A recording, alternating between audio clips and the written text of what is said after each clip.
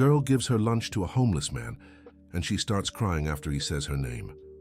Emma felt her heart tighten every time she saw that man sitting on the street corner.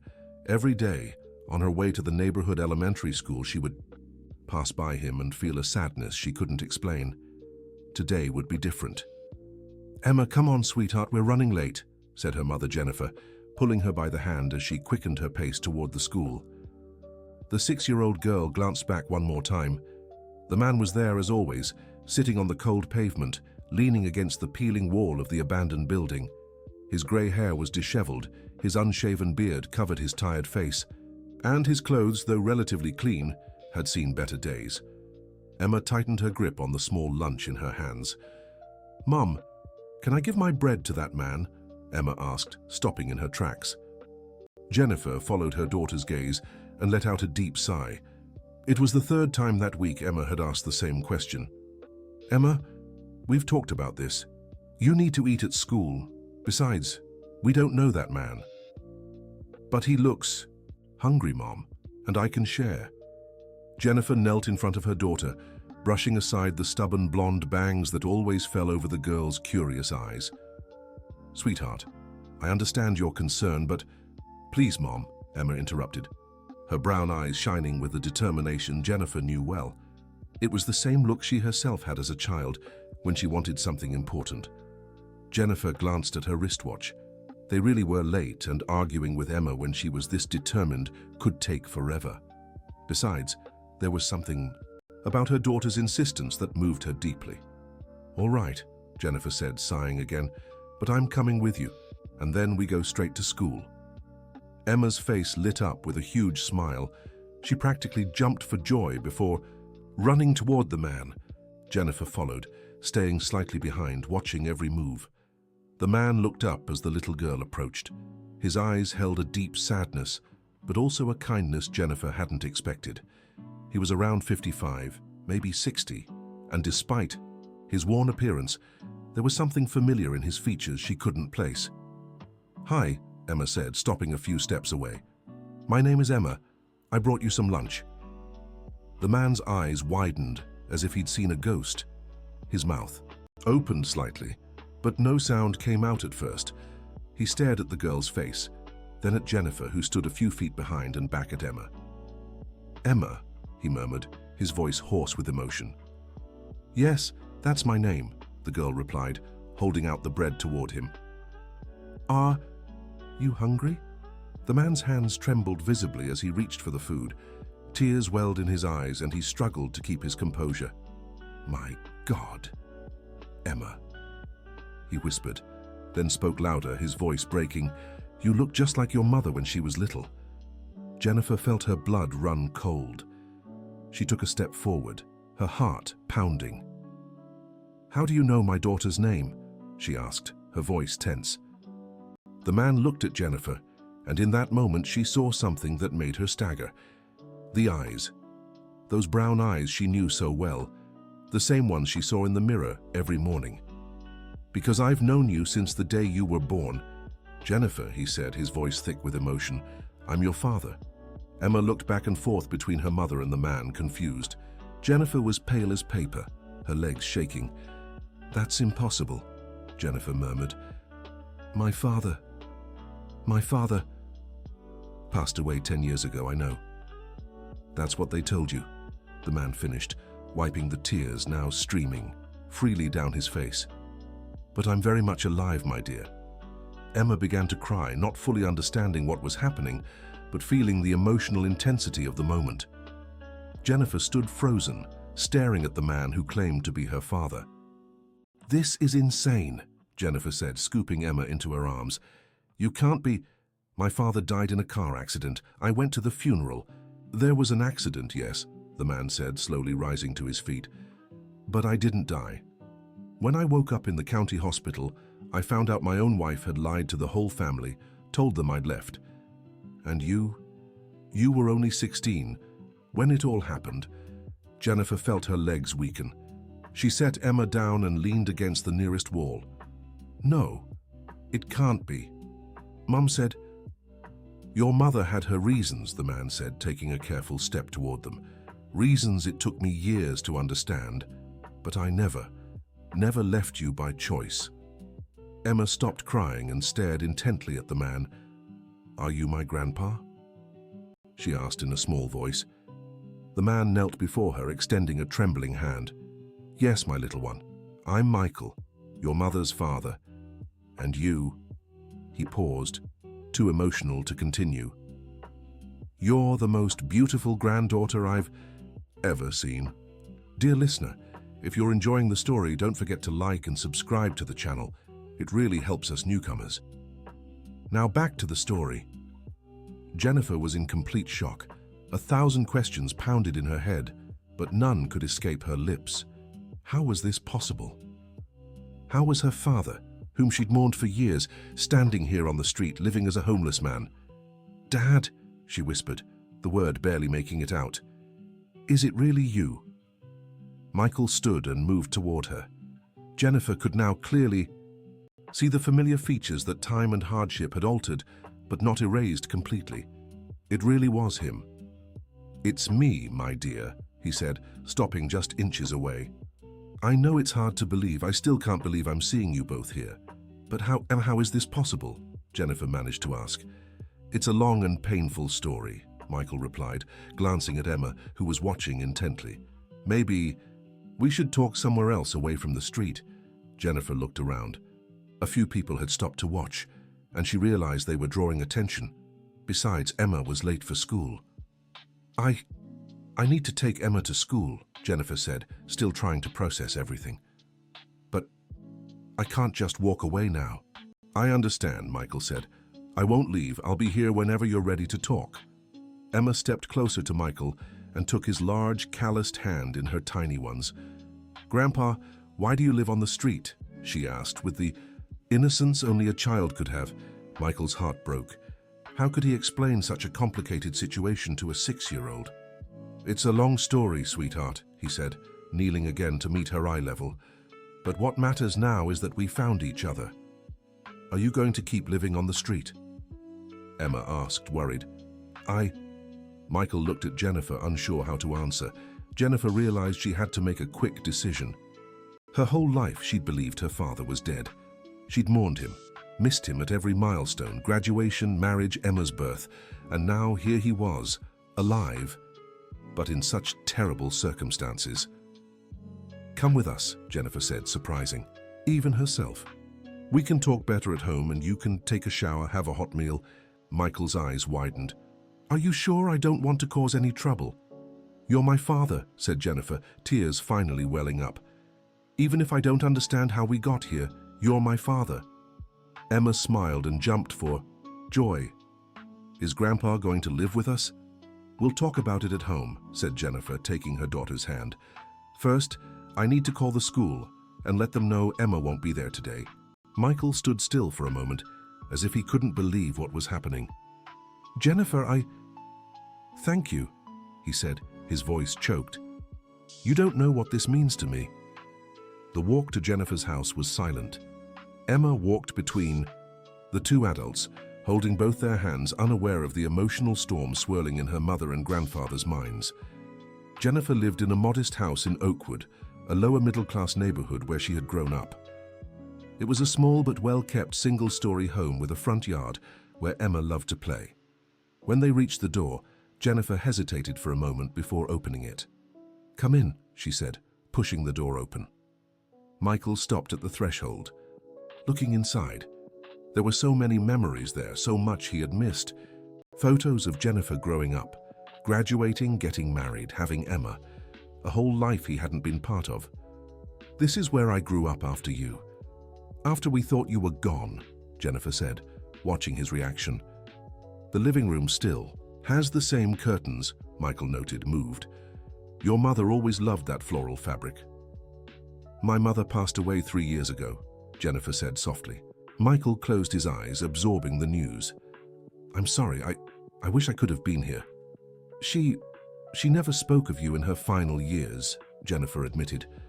"Always changed the subject when I asked about the time you were married." Emma had run to her room to grab some toys, leaving the two adults alone in the living room. I need to understand what happened, Jennifer said, sitting on the couch. I need to know the truth about everything. Michael sat in the armchair, across from her, the same one he used to sit in when Jennifer was little. The irony wasn't lost on either of them. Where do I even begin? He said, running his hands through his graying hair. Start with the accident, Jennifer said. Mum told me you died in a car crash when I was 16. Michael took a deep breath. The accident did happen. It was a rainy night and I was coming home from work. A drunk driver hit my car on Michigan Avenue. I was in a coma for 2 weeks. And then, when I woke up, your mother was there, but she was different, cold, distant. She said she'd made a decision while I was unconscious. Jennifer leaned forward, eager to hear more. What decision? She said she was filing for divorce, that she'd met another man, David, and wanted to start over with him. She said it would be better for you if I just disappeared from your lives. Jennifer felt like she'd been punched in the gut. But she told me you abandoned us, that you ran off with another woman. I would never abandon you, Jennifer. Never, Michael said, his voice firm despite the emotion. I fought to stay in your life, but your mother, she had advantages. I didn't. What advantages? David was a lawyer, wealthy, influential. Your mother got a court order keeping me away from you. Claimed I was violent, unstable. All lies, but it worked. Jennifer was stunned. The story she knew was completely different. But the funeral, I remember the funeral. Empty casket, Michael said bitterly. Your mother staged a fake funeral, so you'd believe I was really dead. It was her way of making sure you'd never come looking for me. That's monstrous, murmured Jennifer. I tried to find you many times over the years, Michael continued, but David always intervened. He had connections, power. He kept me away. And as the years passed, I started to believe maybe it really was better for you to grow up without me. Emma came running back into the room, carrying a doll and some toy cars. Grandpa, do you want to play with me? She asked, interrupting the heavy conversation. Michael looked at his granddaughter with tears in his eyes. Of course, sweetheart. What do you want to play? We can play family, Emma said, smiling. You can be the daddy, I'll be the daughter, and Mommy is Mommy. The simplicity of Emma's suggestion felt like a knife to Michael's heart. Glanced at Jennifer, who was also emotional. Why not? Jennifer said, forcing a smile. But first, how about Grandpa takes a shower and eats something? Good idea, Emma agreed. Grandpa, are you hungry? A little, Michael admitted. Jennifer stood up. I'll make you something to eat. The bathroom is down the hall, she said, pointing. There are clean towels in the closet, and I can grab some of my ex-husband's clothes that are still here. Ex-husband? Michael asked. That's another long story, Jennifer said with a sad smile. Seems like our family has a talent for complicated relationships. While Michael showered, Jennifer went to the kitchen to prepare food, but her mind was racing. How could her mother have lied to her for so many years? How could she have kept Emma from knowing her grandfather? And why had her father never tried to contact her directly once she was an adult? Emma followed her into the kitchen. Mommy, why were you crying outside? Jennifer stopped chopping vegetables and looked at her daughter. Sometimes adults cry when they're very happy or very sad at the same time, she explained. Were you happy or sad? Both, sweetheart. Why were you sad? Jennifer sighed. How could she explain the whole complicated situation to a 6-year-old? Because I missed Grandpa for a long time, not knowing he was here. But now he's here, Emma said with a child's simple logic. So now you just have to be happy. Jennifer smiled. If only it were that easy. When Michael came out of the shower wearing clean clothes and freshly shaved, Jennifer barely recognized him. He looked 10 years younger. His familiar features were even more evident, and Jennifer felt a wave of emotion seeing him like this. You look like the father I remember, she said, moved. I'm still the same man, Jennifer, just older and more tired. They sat at the kitchen table to eat. Emma insisted on sitting next to her grandfather, asking endless questions about where he lived, what he did, whether he liked dolls. Grandpa, do you have a house? Emma asked. No, sweetheart, I live on the street. Why? Michael glanced at Jennifer, unsure how to answer. Sometimes life gets hard, and we lose our home, Jennifer explained. But now you can live here with us, Emma said, as if it were the most obvious thing in the world. It's not that simple, Emma, Jennifer said. We need to talk about a lot of things first. What things? Grown-up things, Jennifer replied. After lunch, Emma went to play in the backyard, and Jennifer and Michael were alone again. I need to understand something, Jennifer said. Why didn't you ever try to contact me after I became an adult? After I was no longer under Mum's care? Michael looked out the window, watching Emma play. I did try, he said finally. Several times. What do you mean? When you turned 18, I hired a private investigator to find you. I found out you were studying nursing at the State University. You knew I studied nursing? I did. I kept up with your life from afar. I knew when you graduated, when you started working at the hospital, when you met Robert. Jennifer was shocked. You know Robert?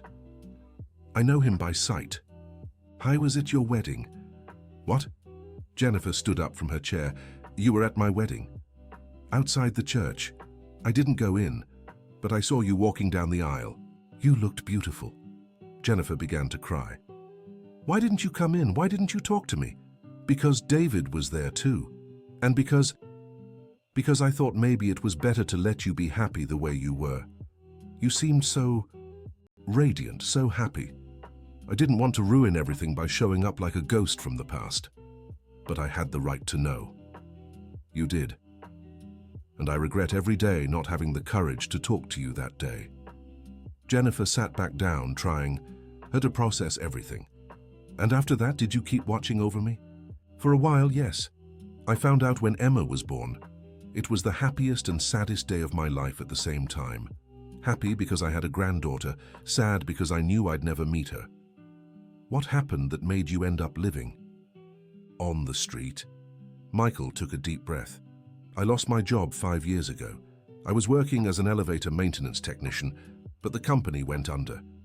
At my age, I couldn't find another job. The money I'd saved ran out. I lost my apartment. Why didn't you come to me then? And say what? Hi, Jennifer. I'm your father who was supposed to be dead for years, and now I'm homeless and broke. I was ashamed, so ashamed. Jennifer began to understand the complexity of the situation. Her father had been through so much suffering, and she hadn't even known he was alive. And how did you end up on that specific corner? Michael gave a sad smile. Because it's the way Emma walks to school. I found out where you lived, and I started going to that corner every day, hoping to, I don't know, at least see you pass by. You were there every day because of us. For 6 months, ever since I found out where you lived. I saw Emma walking with you every morning. She always looked at me with those kind eyes. And today she stopped. Jennifer was completely moved.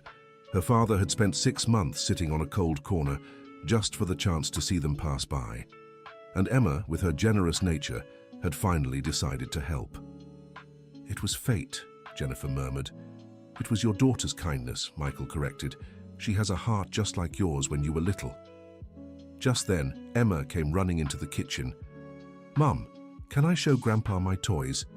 Of course, sweetheart. Emma took Michael's hand and pulled him to her room. Jennifer followed, watching the natural interaction between grandfather and granddaughter. It was as if they'd known each other for years.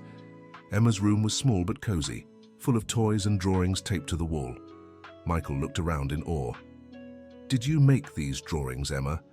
I did, she said proudly. This one is of my family. She pointed to a drawing on the wall with 3 figures, a woman, a girl, and a man. Who's who? Michael asked. This is me, this is Mom, and this is my dad. Jennifer and Michael exchanged glances. Emma had never met her father, who had left them when she was born. Where is your dad, Emma? Michael asked gently. I don't know, Emma said matter-of-factly. Mom said he left before I was born, but I draw him anyway because one day he might come back. Michael felt his heart tighten. Your granddaughter grew up without a father or a grandfather, but she still had enough hope and kindness to share her lunch with a stranger on the street. Emma, he said, kneeling in front of her, How about drawing a new family picture, one where Grandpa is in it too? Emma's face lit up. Can I really do that? Of course you can, said Jennifer, moved. Emma ran to get her crayons and paper. As she drew, Jennifer and Michael spoke quietly. She's a special child, said Michael. She's the best thing that ever happened to me, Jennifer agreed. Even with all the hardships, she always manages to see the good in things. What hardships? Jennifer hesitated for a moment. Her father left us when he found out I was pregnant, said he wasn't ready to be a dad. I've raised Emma alone ever since. And work, how do you manage? I'm a nurse at the county hospital. It's not much money, but we get by. Emma stays with the neighbor next door when I work the night shift. Michael realized his daughter had faced many struggles alone, struggles he could have helped with if he'd been there. Jennifer, I'm so sorry I wasn't here to help, he said. It wasn't your fault, Jennifer replied. Now I know that. Done, Emma announced, holding up the drawing. Look. On the paper, there were now 4 figures. Jennifer, Emma, Michael, and another man. Who's this? Jennifer asked, pointing to the 4th figure. That's my daddy, said Emma. Because now that Grandpa's back, maybe Daddy will come back too. Jennifer and Michael exchanged glances. Emma's innocence was both touching and concerning. The rest of the afternoon flew by. Michael helped. Emma fixed some broken toys, showing a skill that impressed Jennifer. It was clear he'd missed precious time with his granddaughter. As the sun began to set, the inevitable question arose, what to do about the night? Dad, Jennifer said hesitantly, you can stay here tonight if you'd like. Michael was surprised. Are you sure? I don't want to be a bother. You're not a bother.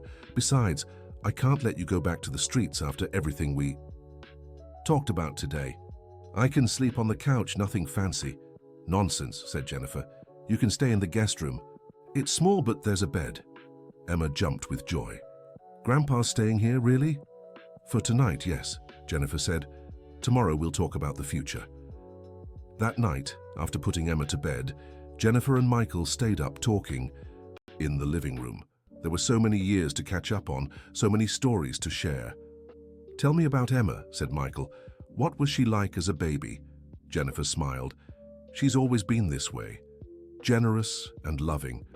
When she was 2, she tried to give half her ice cream to a dog on the street. At 3, she insisted I buy food for a woman begging outside the supermarket.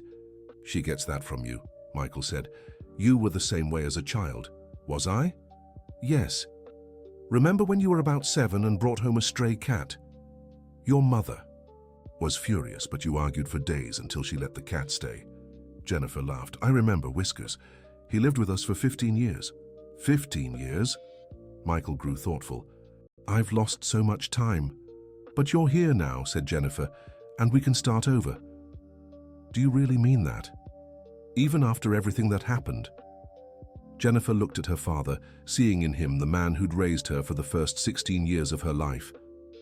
The man who took her to school, helped with homework, made silly faces to cheer her up when she was sad. I always felt like something was missing in my life, she said. Now I know what it was. Michael began to cry silently. I thought I'd never have a family again, he said. You've always had a family, Jennifer replied. You just didn't know where we were. They talked until almost 2 in the morning, sharing stories, filling in gaps, healing old wounds. When they finally went to sleep, both felt more whole than they had in years. The next morning, Emma woke up early and ran to the guest room to see if her grandfather was still there. She found Michael making the bed. Good morning, Grandpa, she said, jumping into his arms. Good morning, little one, he replied, lifting her up. You didn't leave? No, I didn't leave. Does that mean you're going to live here forever? Michael looked at Jennifer, who had appeared in the doorway. That's something Grandpa and Mommy need to talk about, Jennifer said. But I want him to stay, Emma insisted. I know, sweetheart, but these things are complicated. Truthfully, Jennifer wasn't sure how to proceed. Her heart wanted her father to stay, but her practical mind raised many questions. How would she explain the situation to the neighbors? At work? Financially, could they support another person? After breakfast, Jennifer had to leave for work. It was her shift at the county hospital, and she couldn't miss it. "Can you stay with Emma?" she asked Michael. "Of course, but are you sure? You barely know me after all these years."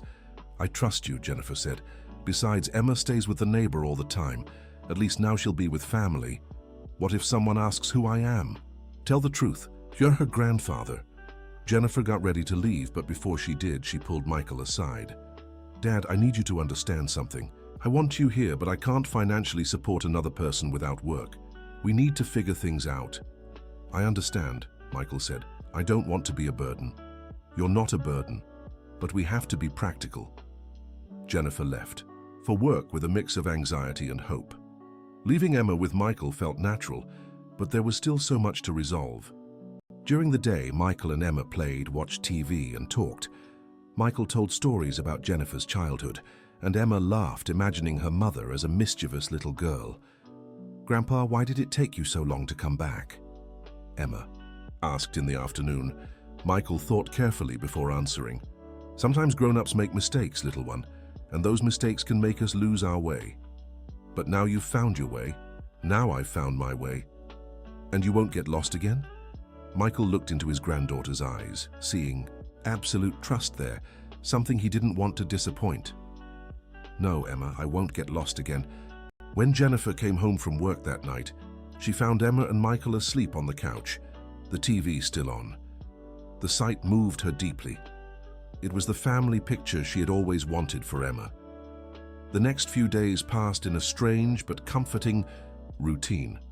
Michael took care of Emma while Jennifer worked, and they had dinner together every night. Slowly, the house adjusted to his presence, but not everything was perfect.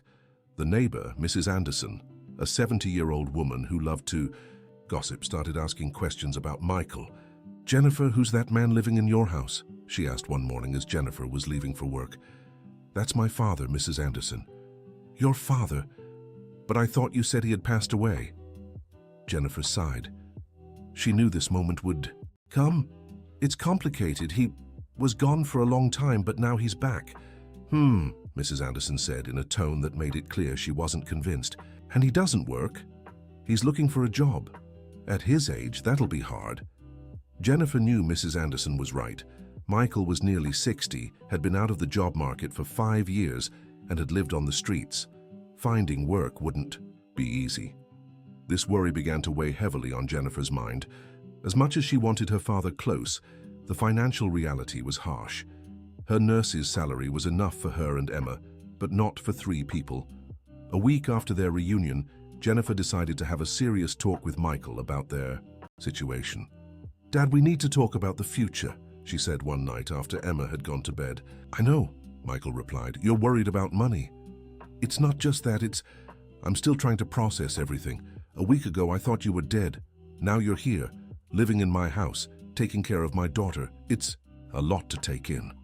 Michael lowered his head. "You want me to leave?" "No," Jennifer said quickly. "That's not it. I just need us to have a plan. You need to find a job, or at least some way to contribute financially." "Jennifer, I know it's hard to find work at my age, especially after everything I've been through. But I can try other things. I can take odd jobs, small gigs." "What kind of jobs?" "I can fix things. During my years on the street, I learned to be resourceful. I can offer maintenance services in the neighborhood, small repairs." Jennifer considered the idea. It could work, especially if Michael built a local clientele. "It's a possibility," she said, "but it'll take time to establish customers and start earning steady money." "I know, and in the meantime, I can help in other ways. Take care of Emma, cook, clean the house. That way you can pick up more shifts at the county hospital and earn extra." Jennifer thought about his proposal. With Michael looking after Emma, she could indeed take on more overtime shifts, which paid better. "It could work," she admitted. "At least temporarily." "And Jennifer," Michael said hesitantly, "I'd like to try recovering some of my documents. When I ended up on the streets, I lost everything. Without them, it's nearly impossible to get formal work. Do you remember where you kept your documents? Some were in the apartment I lost, but others might be with lawyers or even with your mother." Jennifer frowned. "With Mom? But she passed away 3 years ago."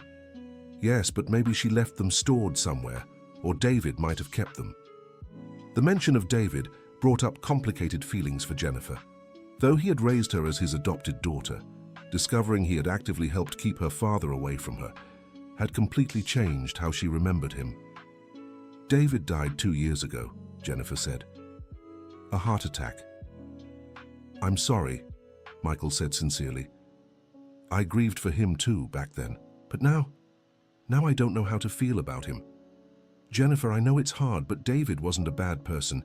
He loved you, and he loved your mother. He just did what he thought was best for the family." "Best?" Jennifer raised her voice. "Keeping a daughter from her father is best." From his perspective, yes. He saw a 16-year-old girl suffering because of her parents' situation and a woman he loved and wanted to protect. He did what many men would have done in his place. Jennifer fell silent, processing her father's words. "Do you forgive him?" she finally asked. "I forgave him a long time ago," Michael replied. "Holding on to anger and resentment only hurts. David already paid for his choices, and in the end he took good care of you." Jennifer began to cry. "I feel so confused," she said. "I don't know who to believe anymore. What's true? What's a lie?" Michael moved closer and hugged his daughter. "The truth is, you had a mother who loved you, even if she made mistakes. A stepfather who raised you with care, even if he made questionable decisions. And a father who always loved you, even from afar. You were loved by many people, Jennifer. That's what matters." Jennifer allowed herself to cry in her father's embrace, releasing years of confusion and pain. It was the first time in a long while she felt truly comforted. Dear listener, if you're enjoying the story, don't forget to like and especially subscribe to the channel. It helps us a lot as we're just starting out. Now continuing, the next day Jennifer decided it was time to look for Michael's documents. She knew David had left many things stored in the attic of the old house where she grew up, the house that now belonged to her through inheritance. "Do you want to come with me?" she asked Michael. "To the house where you lived?" "Yes, maybe we'll find your documents there." Michael hesitated. Returning to that house would bring back many memories, not all of them good. "All right," he finally said, "but should we take Emma with us? I don't want to leave her alone." "Of course." The house was on the other side of town in an upper-middle-class neighborhood where Jennifer had grown up after her father's passing. It was a large house, very different from the modest home Jennifer lived in now. When they arrived, Emma was amazed. "Mommy, you lived in this big house?" "I did, sweetheart, with Grandma Abigail and Grandpa David." "Why did you leave?" "Because when Grandma Abigail and Grandpa David were gone, the house became too big and too expensive to keep." Michael looked at the house with mixed feelings. It was there that his family had fallen apart. It was there that Jennifer had grown up believing he was dead. "I haven't been here since the accident," he told Jennifer. "I know, it must be hard." They entered the house, which was partially furnished but had an air of neglect. Jennifer had kept some things, but most were dusty and stored away. "The attic is this way," Jennifer said, leading them to a staircase at the end of the hallway. The attic was full of boxes, covered furniture, and various items accumulated over the years. Jennifer began searching through the boxes while Michael watched, recognizing some of his old belongings.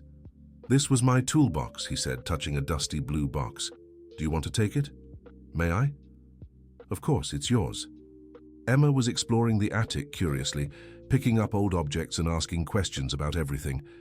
"Mommy, what's this?" she asked, holding up a framed photo. Jennifer looked at the photo and froze. It was a family picture.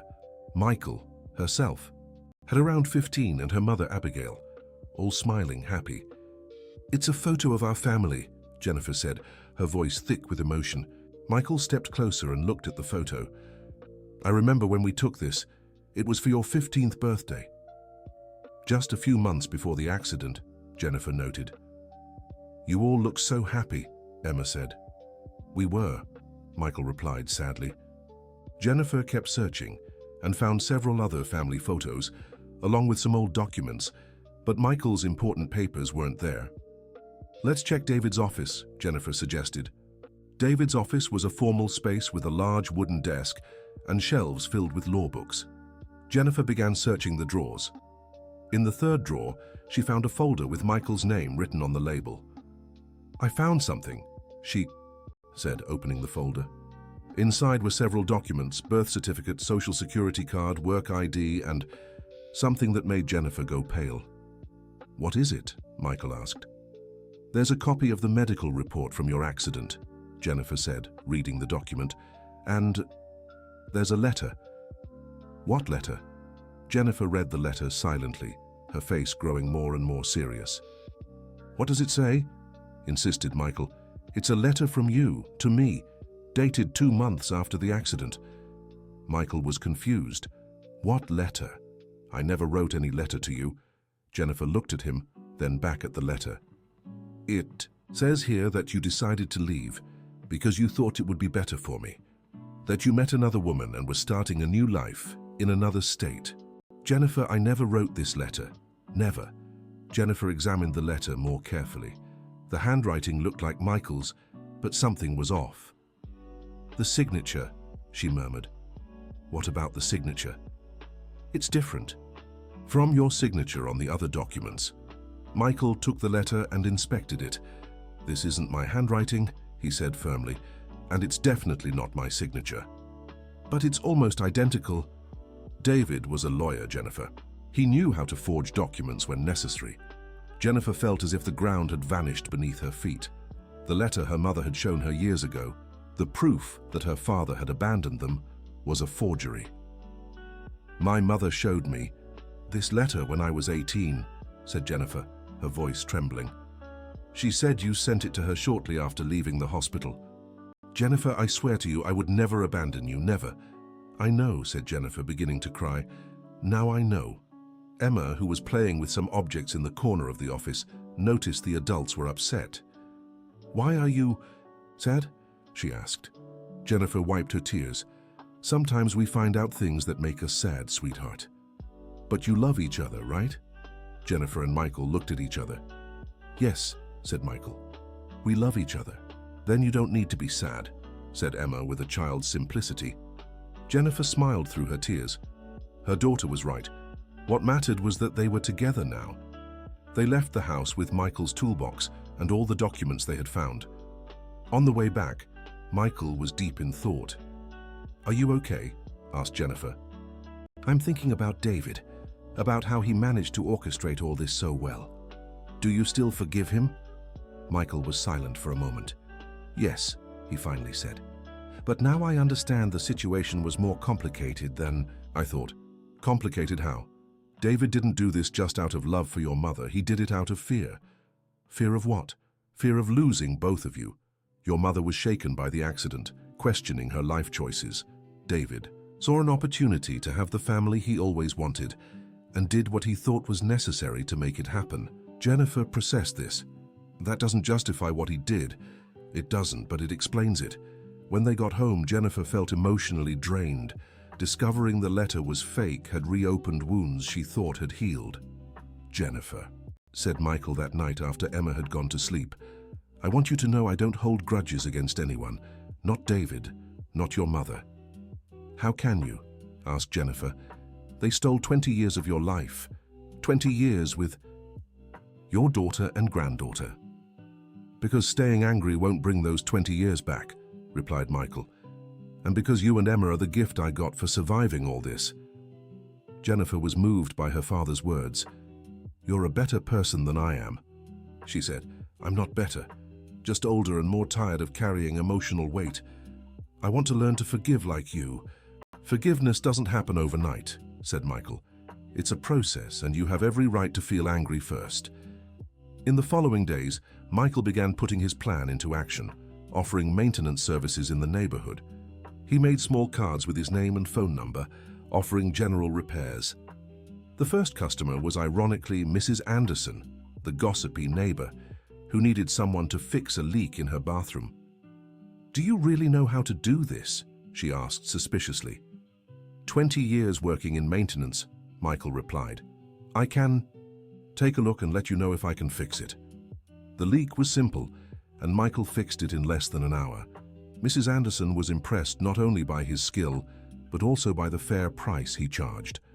Jennifer is lucky to have her father back, she said, completely changing her tone from before. I'm the lucky one to be back, Michael answered.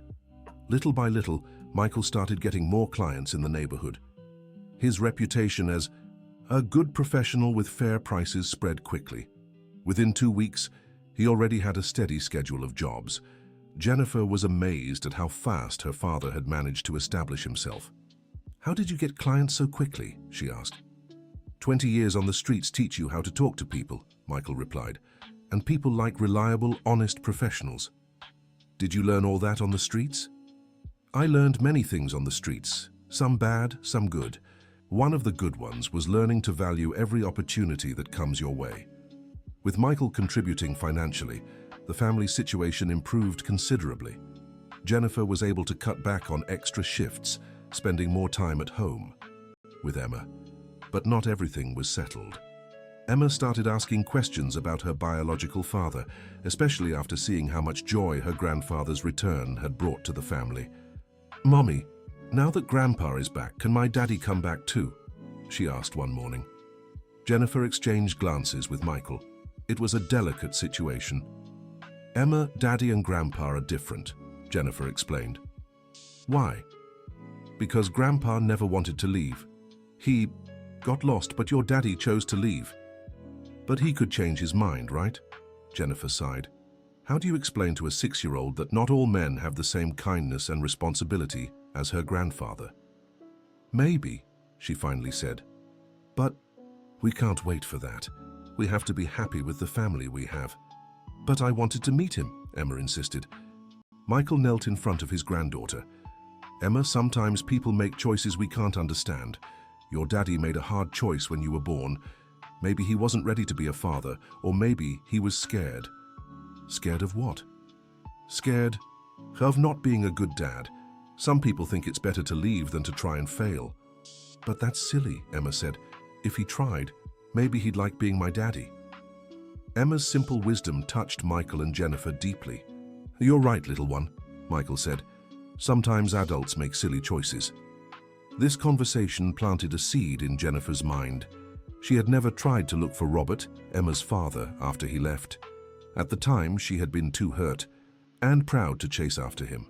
But now, seeing how much Emma benefited from having her grandfather around, she began to wonder if she should try to contact him. You're thinking about looking for Emma's father, Michael said that night, noticing Jennifer's thoughtful expression. How did you know? Because I know that look. You used to make the same face when you were little and planning something. Jennifer smiled. I am thinking about it, but I don't know if it's a good idea. Why wouldn't it be? What if he doesn't want to meet Emma? What if he hurts her by rejecting her again? What if he does want to meet her? What if he regrets leaving? Jennifer considered her father's words. Do you think I should look for him? I think Emma deserves the chance to meet her father if he's willing. But more importantly, I think you deserve to have that answer. What answer? Thais, whether he really didn't want to be a father, or if he was just scared and ran away at the time. Jennifer thought about this for days. Finally, she decided to try to locate Robert. It wouldn't be for her, but for Emma. She knew Robert was an engineer and worked for a multinational company. It wouldn't be hard to find him. The question was, what would she say when she found him? After a week of hesitation, Jennifer finally gathered her courage and called the company where Robert worked. Hello, I'd like to speak with Robert Johnson, she said, her heart racing. One moment, please, replied the receptionist. Jennifer waited, almost hanging up several times. Robert Johnson, said a familiar voice on the other end. Jennifer was speechless for a moment. It was really Robert's voice. Hello? He repeated. Robert, it's Jennifer. Complete silence on the other end. Jennifer, he finally said, his voice shocked. Yes, I need to talk to you.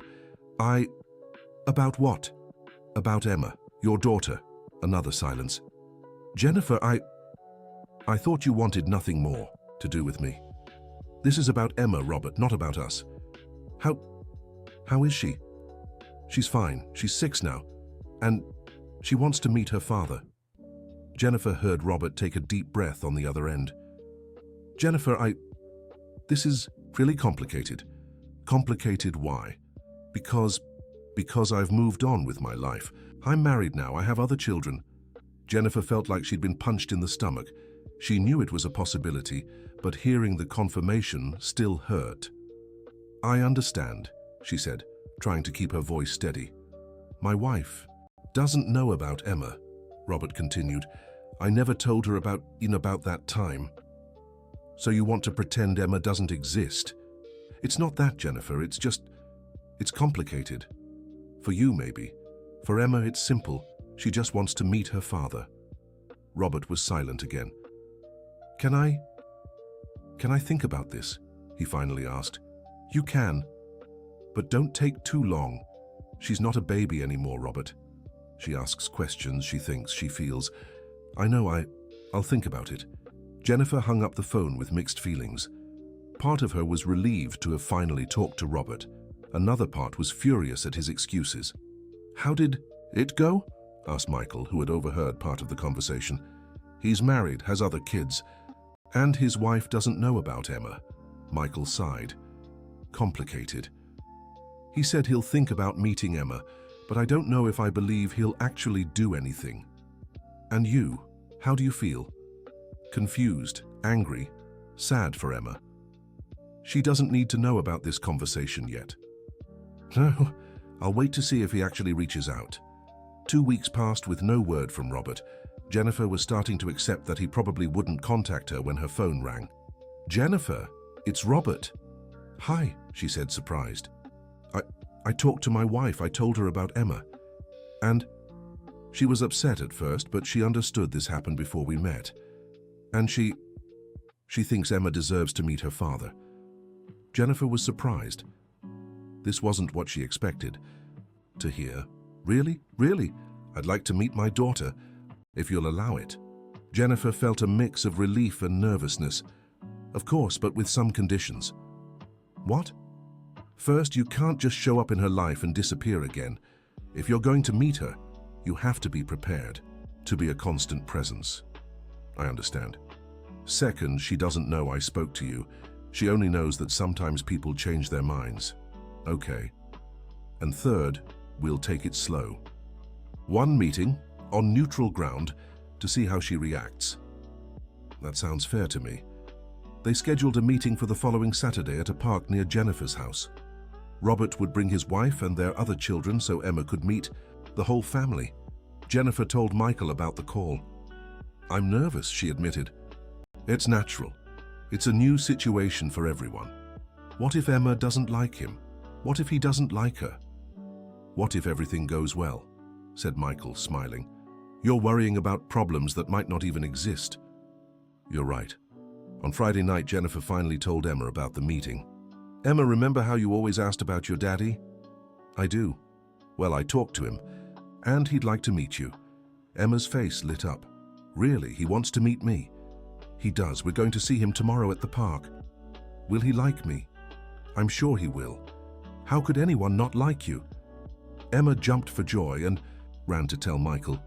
Grandpa, I'm going to meet my daddy tomorrow. That's wonderful, sweetheart, said Michael, hugging her. I'm so happy for you. Do you think he's nice? I think you'll figure that out. Together. That night, Emma could barely sleep from excitement. Jennifer was anxious too, but for different reasons. She was afraid the meeting wouldn't go well, and that Emma might get hurt. On Saturday morning, Jennifer, Michael, and Emma got ready and went to the park. Jennifer had arranged to meet Robert near the playground at 10 in the morning. When they arrived, Robert was already there with his family. Jennifer recognized him immediately.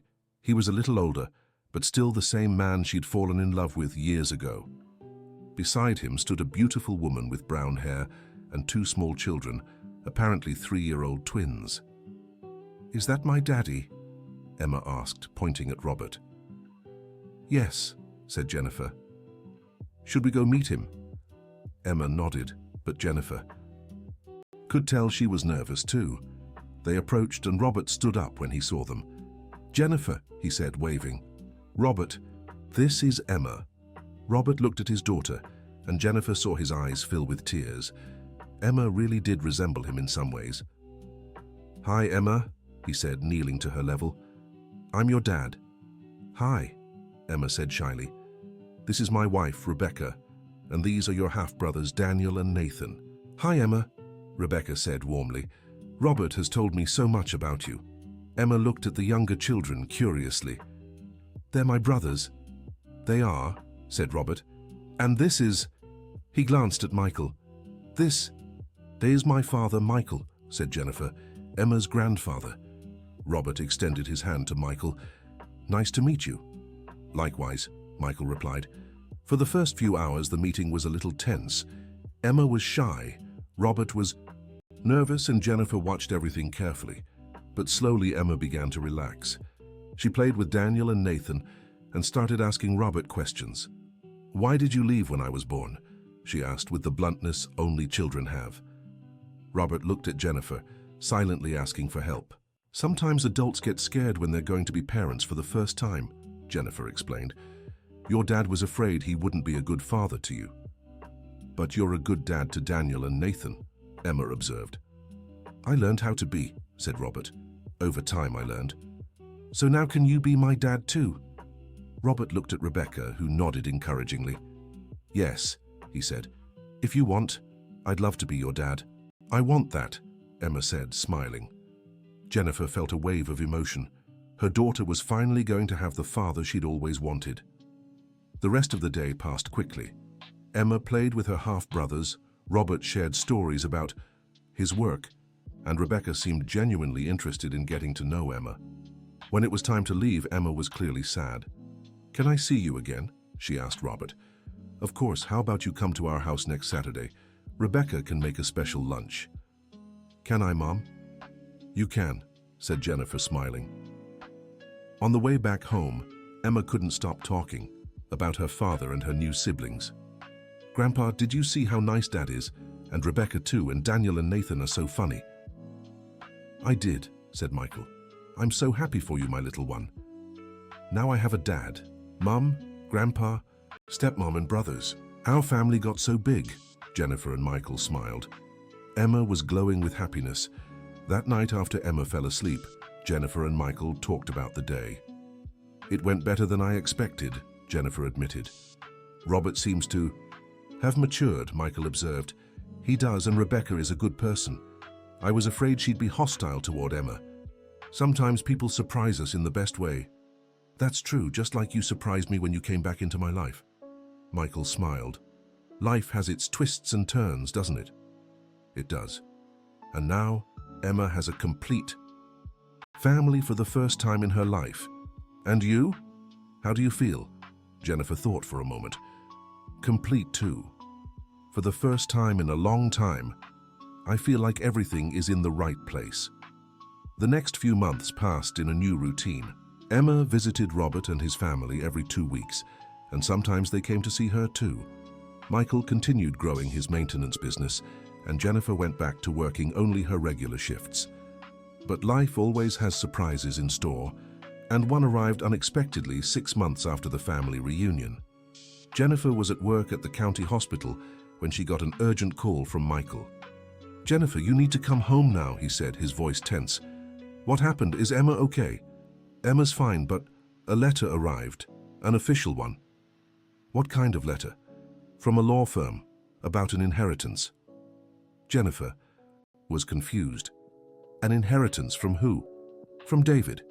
Apparently he left something for you in his will that's only just been discovered." Jennifer left work early and hurried home. When she got there, she found Michael and Emma in the living room with an official letter open on the table. "What does it say?" Jennifer asked, picking up the letter. "Read it yourself," said Michael. Jennifer read the letter aloud. "Dear Mrs. Jennifer, our firm represents the estate of the late David Smith, your stepfather. Recently, we discovered a codicil in his will, leaving you a rural property located in the countryside near Chicago, in the town of Aspen. The property includes a country house and approximately 5 hectares of land. According to the will, Mr. David expressed his wish that this property be a place where you could find peace and gather your family. Please contact us to settle the legal transfer process." Jennifer stopped reading, stunned. "A property," she murmured. Seems like David left you a country house, and said Michael, but why did he never mention this when he was alive? Maybe he wanted it to be a surprise, or maybe he left instructions for it to be revealed only after a certain time. Jennifer reread the letter, paying attention to the details. Aspen, man, I've always wanted to visit there. It's a beautiful place, said Michael. Very cold in winter, but beautiful. Emma, who had been quietly listening the whole time, finally spoke. Does this mean we'll have a house in the mountains? I don't know, sweetheart, said Jennifer. First, we need to see what condition the house is in, if it's livable, how much it would cost to maintain. Can we go see it? Emma asked excitedly. Jennifer looked at Michael. What do you think? I think it's worth checking out. At the very least, it's a family trip. All right, I'll call the law firm tomorrow and arrange a visit. That night, Jennifer couldn't sleep, thinking about the unexpected inheritance. Why had David left a property for her? And why specifically in Aspen? The next morning, she called the law office and scheduled a visit for the following Saturday. The lawyer, Dr. Thompson, explained that they would have the keys and could accompany them during the visit. On Saturday, Jennifer, Michael, and Emma got in the car and drove to Aspen. It was a trip of about 2 hours, and Emma was thrilled the entire way. Grandpa, do you think the house is big? She asked. I don't know, sweetheart. We'll find out together. What if it's really big? Can we live there? Let's see the house first, said Jennifer. Abandoned houses sometimes need a lot of repairs. They met Dr. Thompson in downtown Aspen, and he took them to the property. The path was a dirt road leading up the mountain, surrounded by trees and beautiful scenery. The property is a bit secluded, Dr. Thompson explained, but it has an incredible mountain view. When they arrived, Jennifer was breathless. The house was beautiful, a European-style building with a red roof and stone walls. It wasn't too big, but it was charming and cozy. It's gorgeous, Emma exclaimed, running toward the front of the house. Michael was equally impressed. David had good taste, he remarked. Dr. Thompson unlocked the house, and they stepped inside. Surprisingly, the interior was well preserved. There were covered furnishings, but nothing was moldy or damaged. David hired a maintenance company to care for the house, Dr. Thompson explained.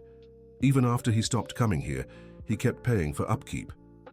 The house had 3 bedrooms, a living room with a fireplace, a full kitchen, and a porch, with a mountain view. Emma was delighted, running from room to room. Mom, look at this amazing view, she shouted from the porch.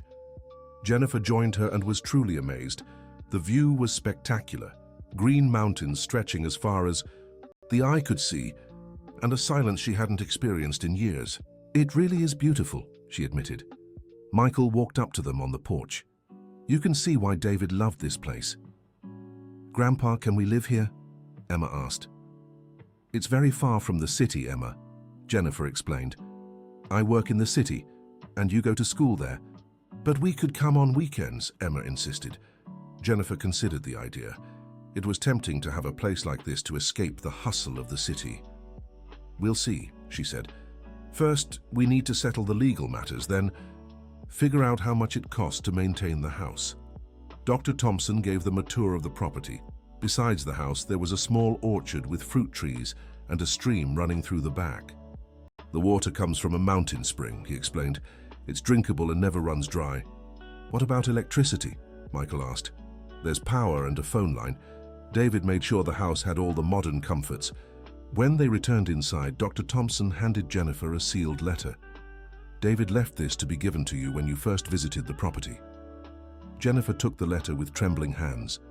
It was addressed to her in David's familiar handwriting. Can I read it alone? She asked. Of course, said Michael. We'll take a walk outside. Jennifer stayed alone in the living room and opened the letter. My dear Jennifer, if you're reading this letter, it means you've found the country house. I hope you love it as much as I did. I bought this property 15 years ago, right after we moved to the big city. It was my refuge, the place I came to when I needed to think or when I missed the simplicity of small-town life. Your mother never cared much for this place. She said it was too isolated, too quiet. But I always imagined you'd appreciate the peace only found in the mountains. Jennifer, I know you've discovered the truth about your father. I know you found out that I actively worked to keep you apart. I can no longer defend myself or explain my actions, but through this letter, I can try to make you understand. When I met your mother, she was shattered. Michael's accident had left her panicked about the future, about security, about stability. She was pregnant with worries that went far beyond the accident. I'm not justifying what I did. I'm just explaining that at the time, I truly believed I was protecting both of you. Michael was out of work after the accident, with no prospects, and your mother was terrified she wouldn't be able to provide for you. I offered stability. I offered a life without uncertainty, and when Michael started fighting to stay in touch with you, I did what I thought was necessary to preserve the peace we had built. Was it selfish? Yes. Was it wrong? Probably, but it was done out of love. Love for your mother and love for you. This house is my way of apologizing. Not just to you, but to Michael too. I know I can't give back the lost years, but I can offer a place where you can build new family memories. The house is paid off, with no debts. The maintenance bills are covered for the next 5 years. It's a gift with no strings attached. Use it however you'd like, as a weekend retreat, a new home, or sell it if you need the money. I hope that with time you can find some forgiveness in your heart. Not for me, I'm already gone, but for yourself.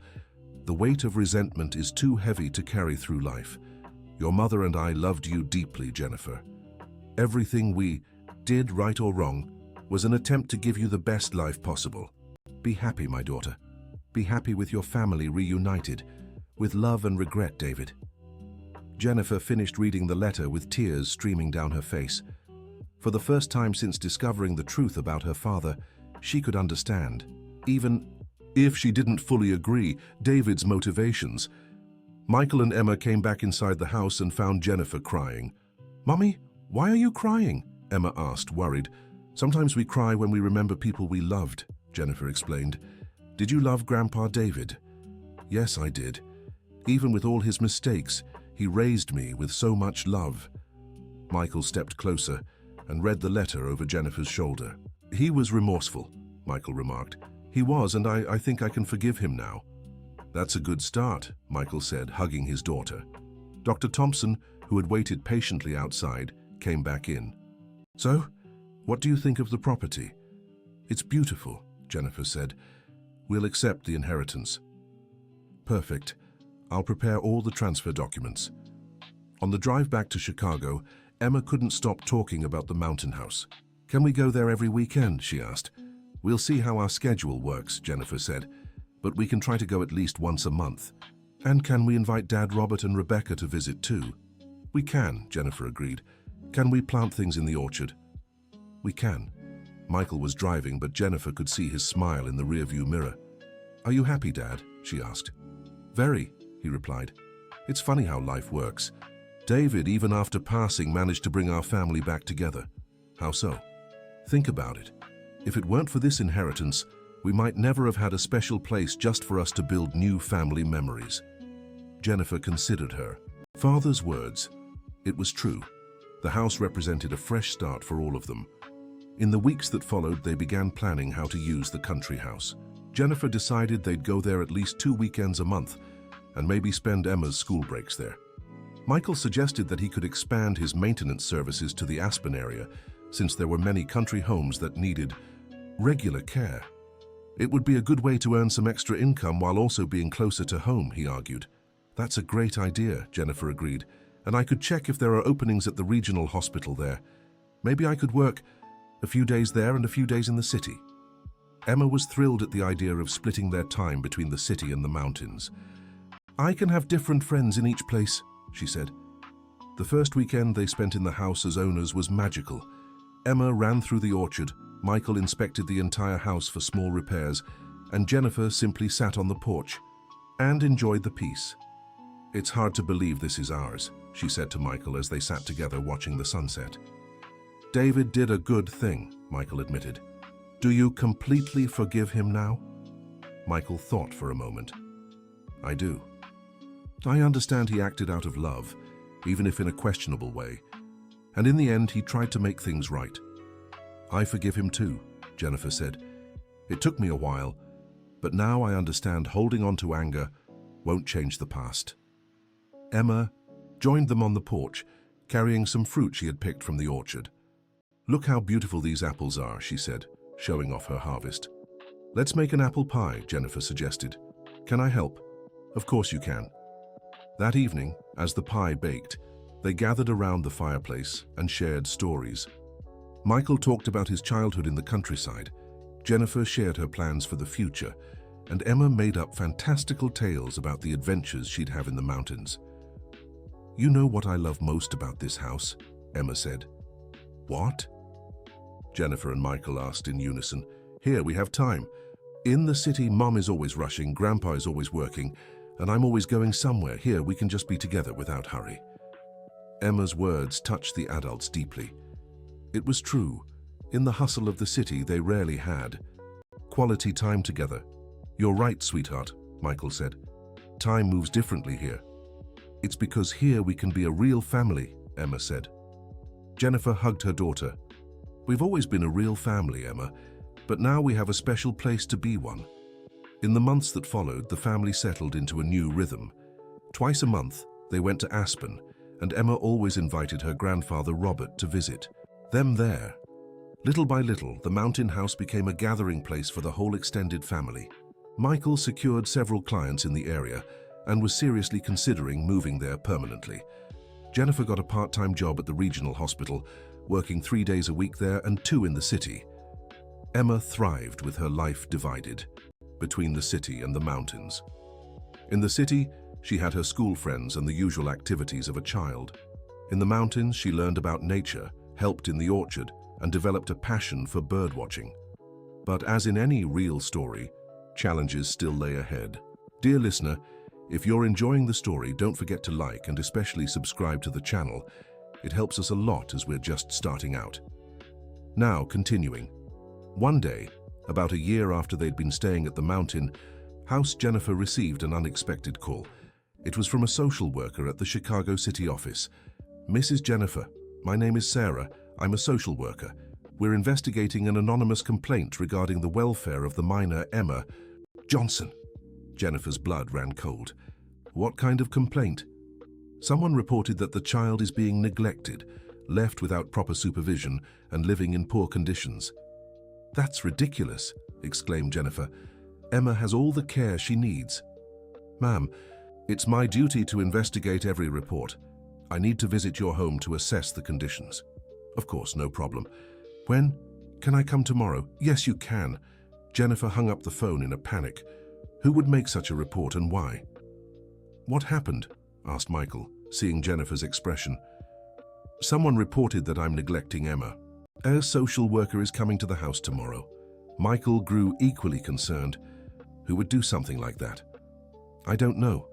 It could be anyone who doesn't understand our situation, or someone who doesn't like our family being together," Michael said thoughtfully. "What do you mean?" "Think about it, Jennifer. Who might be bothered by the fact that we're all together and happy?" Jennifer thought for a moment, and a terrible possibility crossed her mind. "Do you think it could have been Robert?" she asked. "Why would Robert do that? Maybe he wanted custody of Emma. Maybe his wife changed her mind about sharing attention. Or maybe it's someone completely different," Michael said. "Let's not assume anything until we have more information." That night, Jennifer barely slept. The idea that someone would question her care for Emma left her distraught. The next day, they returned to Chicago to meet the social worker. Jennifer cleaned the entire house twice and made sure everything was perfect. Sarah arrived promptly, a middle-aged woman, serious but not hostile. "Thank you for having me," she said. "May I look around the house?" "Of course," Jennifer replied, showing her every room. The house was spotless. Emma's room was tidy, filled with educational toys and books. The kitchen was well stocked, and there was clear evidence that a child lived there and was well cared for. "And this is my father, Michael," Jennifer said when they reached the living room. "Do you live here?" Sarah asked. "Yes, I do. I help take care of Emma when Jennifer is at work." "I see, and what do you do for a living?" "I'm a maintenance technician. I work for myself." Sarah took several notes and asked questions about Emma's routine, school, and medical care. "May I speak with Emma alone?" and she asked. Of course, Jennifer said, though she was nervous. Emma talked with Sarah for about 15 minutes. Jennifer couldn't hear what they were saying, but she saw Emma was relaxed and smiling. When the conversation ended, Sarah met with Jennifer and Michael. "Well," she said, "I see no evidence of neglect. Emma is a well-cared-for, well-fed and clearly loved child. The home is in excellent condition, and the child speaks fondly of both of you." Jennifer sighed in relief. "So there's no issue?" "No issue regarding her care, but there's one thing I need to clarify." "What?" "The report specifically mentioned that Emma was living in a mountain house without proper supervision. Do you own property in Aspen?" "We do," Jennifer admitted. "We spend some weekends there." "And is Emma ever left alone there?" "Never," Michael said firmly. "When we're there, we're always all together." "May I see the property documents?" Jennifer showed all the inheritance papers and explained the situation with the house. "I see," Sarah said. "Well, as I said, I see no problem. I'll close the case as unfounded. But if you find out who made the report, it might be worth talking to them to clear things up." After Sarah left, Jennifer sat on the couch, emotionally exhausted. "What a scare," she said. "At least, it's resolved," Michael said. "But who made that report? And why mention the mountain house specifically?" Michael thought for a moment. "It has to be someone who knows our routine, someone who knows we go there regularly." "The list isn't very long," said Jennifer. "You, me, Emma, Robert, Rebecca, the boys, Mrs. Anderson." "Mrs. Anderson," Michael said thoughtfully. "Do you think it was her? She's always been very curious about our lives, and she's made comments before about Emma spending too much time with her grandfather instead of being with other kids." Jennifer remembered a few conversations with the neighbor where Mrs. Anderson had suggested Emma needed more discipline and more structure. "It could have been her," Jennifer admitted. "But how do we prove it?" "Maybe we don't need proof. Maybe we just need to talk to her." The next afternoon, Jennifer decided to approach Mrs. Anderson directly. "Mrs. Anderson, can I talk to you?" "Of course, dear. What is it?" "Yesterday, a social worker came to see me. Someone filed a complaint about how I'm taking care of Emma." Mrs. Anderson couldn't hide a slight flush on her face. "That's ridiculous. Who would do such a thing?" "I don't know, but whoever..." It was new specific details about our lives, including the house in Aspen. "Oh yes, that house you inherited," Mrs. Anderson said, trying to sound casual. "Do you think I take Emma there too often?" Mrs. Anderson hesitated for a moment. "Well, I just worry about the girl. She's still so young to be away from the city so much, from proper medical care." "Was it you who made the complaint?" Jennifer asked directly. Mrs. Anderson lowered her head. I was concerned. You disappear for weeks at a time. The girl misses school sometimes." "Emma has never missed school because of the mountain house," Jennifer said firmly. "And we've never stayed there for weeks, just occasional weekends." I know. Maybe I overreacted." Jennifer took a deep breath, trying to control her anger. "Mrs. Anderson, you almost caused a serious problem for our family. If Child Services had decided there was real neglect, they could have taken Emma from me." "I didn't think of that," Mrs. Anderson said, clearly remorseful. I worry about you all. Ever since Michael came into the picture, so much has changed." "Changed for the better," Jennifer said. "My daughter now has a grandfather, a father, a complete family. She's happier than she's ever been." "I see that," Mrs. Anderson admitted. "And I'm sorry. I really did overreact." Jennifer felt he torn between anger and compassion. Mrs. Anderson was an elderly woman, alone, who probably meddled in others' lives because she had little else to do. "Mrs. Anderson, I understand you care about us, but next time, if you have concerns, can you talk to me directly instead of calling the authorities?" "Yes, of course. And I'm truly sorry, Jennifer. I didn't mean to cause trouble." Jennifer went home with mixed feelings. She was relieved to have found out who made the complaint and to know it wasn't out of malice, but she was still upset about the situation. "How did it go?" Michael asked. "It was her, Mrs. Anderson, but she's sorry." "What did you say to her?" "That next time she should talk to me directly, and I explained that Emma is happy and well cared for." "Do you think she'll do it again?" "No, I think she understands she went too far." Emma came home from school just then, full of energy as always. Mom, can I tell Grandpa about the essay I wrote today? Of course, sweetheart. Emma ran to Michael and began telling him about an essay she'd written at school titled, My Family. I wrote about all of you. About Mommy, about Grandpa, about Daddy Robert, about Rebecca, about Daniel and Nathan, and about our mountain house. And what did your teacher think? Asked Michael. She said I have a very special family and that I'm a lucky girl. Jennifer and Michael exchanged emotional glances. Your teacher is right, said Jennifer. You are a very lucky girl and we're lucky to have you too. Then why do you look sad? Asked Emma, as perceptive as ever. We're not sad, said Michael. We were solving a grown-up problem, but it's all settled now. That's good, said Emma, relieved. I don't like it when you're worried. That night, after Emma fell asleep, Jennifer and Michael talked about the incident. You know what bothers me the most? Said Jennifer. What? For a moment I doubted myself. When the social worker called, I started wondering if I was really taking good care of Emma. But you are. Emma is a happy, healthy, well-mannered child. Anyone can see that. I know, but sometimes we feel unsure when someone questions our choices. It's natural. But you're an excellent mother, Jennifer. Never doubt that. Thank you. Dad, sometimes I need to hear that. And I need to say how proud I am of you, of how you raised Emma alone, of how you welcomed me back, of how you're building a new life for all of us. Jennifer got emotional. I couldn't do it alone. You're not alone, you never will be again. The following months passed peacefully. The incident with the social worker served as a reminder that the family was being watched, but it also showed they were truly happy together. Emma kept thriving at school and during visits to the mountain house. Robert became a more constant presence in her life, keeping his promise to be a present father. Michael expanded his business to Aspen and was earning enough to contribute significantly to the family's expenses. Jennifer found a work-life balance she hadn't had in years. But life had one more surprise in store for the family. It was a Saturday morning, and they were getting ready to go to Aspen when the phone rang. Hello? Answered Jennifer. Jennifer, it's me, Robert. I need to talk to you urgently. What's wrong? Asked Jennifer immediately, worried. Rebecca is pregnant. Jennifer was momentarily speechless. Oh, congratulations. Thank you. But that's not all. We've decided to move to the countryside. Rebecca wants the kids to grow up away from the big city. I see, and Emma. That's what I need to talk to you about. We'd like Emma to come with us. Jennifer felt like she'd been punched in the stomach.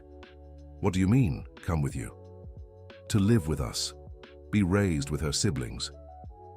Rebecca thinks it would be good for Emma to have a complete nuclear family.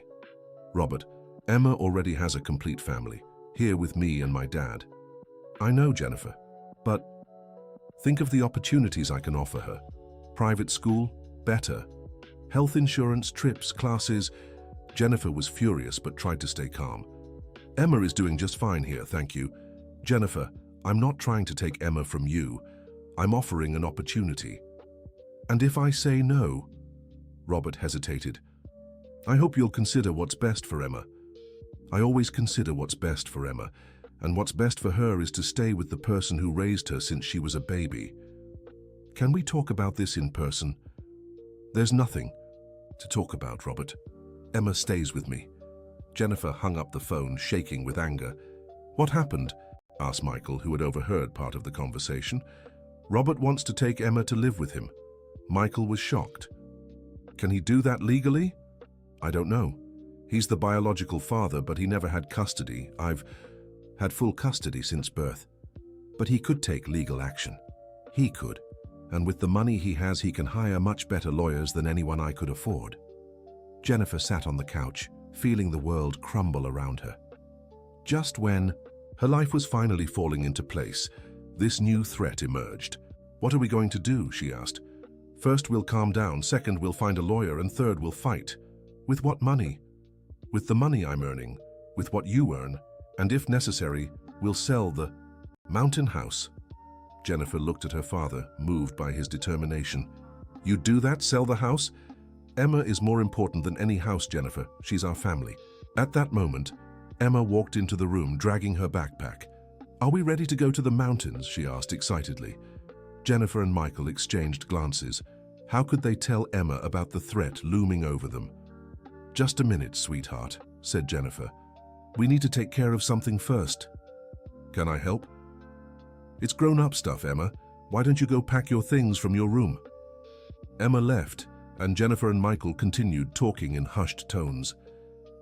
"We won't tell her until we know exactly what the legal situation is," said Jennifer. "I agree. No need to worry her unnecessarily." On Monday, Jennifer skipped work to look for a lawyer. She found one who specialized in family law and explained the situation. "This is a complicated case," said the lawyer, Dr. Collins. "The biological father has rights, especially if he can prove he can provide better conditions for the child. But I've had custody since birth." "Yes, that works in your favor, but if he files for custody, the judge will consider several factors: financial stability, family structure, the child's emotional well-being." "Emma is happy and stable with me. I understand, but the fact that you're a single mother working shifts and the child staying with her grandfather could be used against you." Jennifer felt desperate. "So there's nothing I can do?" "There is. We can prepare for a potential legal battle. We'll gather evidence of Emma's emotional stability, school reports showing she's well adjusted, testimonies from people close to her." "How much will this cost?" "It depends on how long the case lasts, but I'll be honest, if the other side has greater financial resources, it could be an uphill battle." Jennifer left the lawyer's office even more worried than when she arrived. How could she compete with Robert's resources? When she got home, she found Michael playing with Emma in the backyard. "How did it go?" he asked. "Hard," replied Jennifer. "We'll talk later." That night, after Emma fell asleep, Jennifer told Michael everything the lawyer had said. "So our situation is vulnerable," said Michael. "Yes, mostly, because I'm a single mother and you don't have a formal registered job." Michael thought for a moment. "What if I got a formal job, with a contract?" "It would help, but I don't know if it'd be enough." What if you weren't a single mother anymore?" Jennifer looked at her father, confused. "What do you mean?" "What if you got married?" "To whom?" "There's no one in my life, Dad." "I know, but maybe you should start thinking about it. A stable marriage could strengthen your legal position." Jennifer was shocked by the suggestion. "Are you suggesting I marry just anyone to improve my legal standing?" "Not just anyone, someone you love and who loves Emma." "There's no one like that in my life right now." Michael stayed quiet for a moment, clearly thinking of something. "Actually, there is someone." "Who?" "Remember Dr. Andrew?" "From the county hospital where you work?" Jennifer remembered. Dr. Andrew was a fellow doctor who had always been very kind to her and had shown interest in getting to know her better several times. "He's a good man," Michael continued. "Single, stable, likes children, and it's obvious he's interested in you." "Dad, I can't just use someone like that." "It wouldn't be using him if you two actually liked each other, and who knows, maybe you will." Jennifer considered the idea. Dr. Andrew really was a good man, a pediatrician, divorced, no children. He had always treated Emma with affection the few times they'd met at the hospital. "I don't know, it feels too forced." "It doesn't have to be. How about just giving him a chance to get to know him better? If nothing happens, that's fine. But if it does, it could solve more than one problem," Jennifer admitted. "Exactly." Jennifer thought about her father's suggestion for several days. The idea of getting close to someone romantically, just as a legal strategy, deeply bothered her. But at the same time, the threat of losing Emma was very real. On Thursday, while working at the hospital, Dr. Andrew approached her during her break. "Jennifer, is everything okay? You've seemed worried lately." "Oh, it's personal matters," she replied. "Do you want to talk? Sometimes it helps to speak with someone outside the situation." Jennifer looked at him. Andrew was an attractive man, 42 years old, with dark hair and a few grey streaks, kind eyes. He had always been respectful and professional with her. "Actually, I'd like to talk, yes. How about we grab coffee after our shift?" "Sure." That afternoon, Jennifer and Andrew sat in a cafe near the hospital. Jennifer told him about the situation with Robert, obviously leaving out the more intimate details. It's a complicated situation, Andrew said, but you have advantages. You're the mother who raised the girl. She's well adjusted with you. The problem is he can offer better financial stability. Money isn't everything. Emotional stability counts for a lot too. I hope the judges see it that way. Andrew hesitated for a moment, then asked, Jennifer, can I be direct with you? Of course. I've been interested in getting to know you better for a long time. But I've always respected that you were focused on work and raising Emma. Jennifer felt her heart race. It wasn't completely surprising, but it still caught her off guard. Andrew, let me finish. I know this isn't the ideal time to bring this up, considering what you're going through. But I want you to know that I really admire the woman and mother you are. Jennifer felt confused. There was sincerity in Andrew's words, but she couldn't separate his genuine feelings from the convenience of the situation. I like you too, Andrew, I always have, but you're afraid I'm offering help out of pity. It's not pity, it's just things are very complicated right now. Jennifer, can I suggest something? What? How about we completely forget about this legal situation for a few hours and just get to know each other better? Like two normal people who are interested in each other? Jennifer looked into Andrew's eyes and saw genuine sincerity. How about we have dinner together on Saturday? You, me and Emma. No pressure, no hidden agenda. Just to see if there's a real connection between us. Jennifer considered the offer. It was a way to get to know Andrew better without the pressure of the legal situation. Okay, she finally said, but I want to be clear that I'm not promising anything. I completely understand. On Saturday evening, Andrew came over for dinner at Jennifer's place. Michael was curious about the hospital friend Jennifer had invited, but kept his curiosity discreet. Emma was initially shy around Andrew, but he had a natural way with children that soon put her at ease. Are you a children's doctor? Emma asked. Yes, I am. I take care of sick children so they can get better. Cool. When I grow up, I want to be a doctor too. It's a very beautiful profession, Andrew said. You can help a lot of people. During dinner, Jennifer watched how Andrew naturally interacted with Emma and Michael. He asked about the mountain. House complimented the food and told funny stories from the hospital that made everyone laugh. Have you ever been to Aspen? Emma asked. Yes, a few times. It's a beautiful place. We have a house there. Want to see it? Jennifer quickly intervened. Emma, Dr. Andrew must be very busy. Actually, Andrew said, I'd love to see it, if you invite me someday. Michael and Jennifer exchanged glances. Michael gave an almost imperceptible smile of approval. After dinner, while Emma showed her drawings to Andrew, Michael pulled Jennifer aside. He's a good man, Michael said. Yeah, he seems to be. And Emma liked him. She did, yes. And you? Jennifer sighed. He's a wonderful man. Smart, kind, good with kids. Any woman would be lucky to be with him. But I feel guilty, like I'm using the situation to get closer to him. Jennifer, you're both single adults who like each other. There's nothing wrong with that, and if your relationship also helps with the legal matter, that's a bonus. Are you sure? I am. And more importantly, I think you deserve to be happy. Not just because of the legal situation, but because you deserve someone special in your life. When Andrew left that night, he said goodbye to Jennifer at the door. Thank you for a wonderful evening, he said. Thank you for coming. Emma really liked you. And you? Jennifer looked him in the eyes. I liked you too. Very much. Can I call you tomorrow? You can. Andrew leaned in and gave Jennifer a gentle kiss on the cheek. Good night. Good night. Jennifer walked inside with mixed feelings.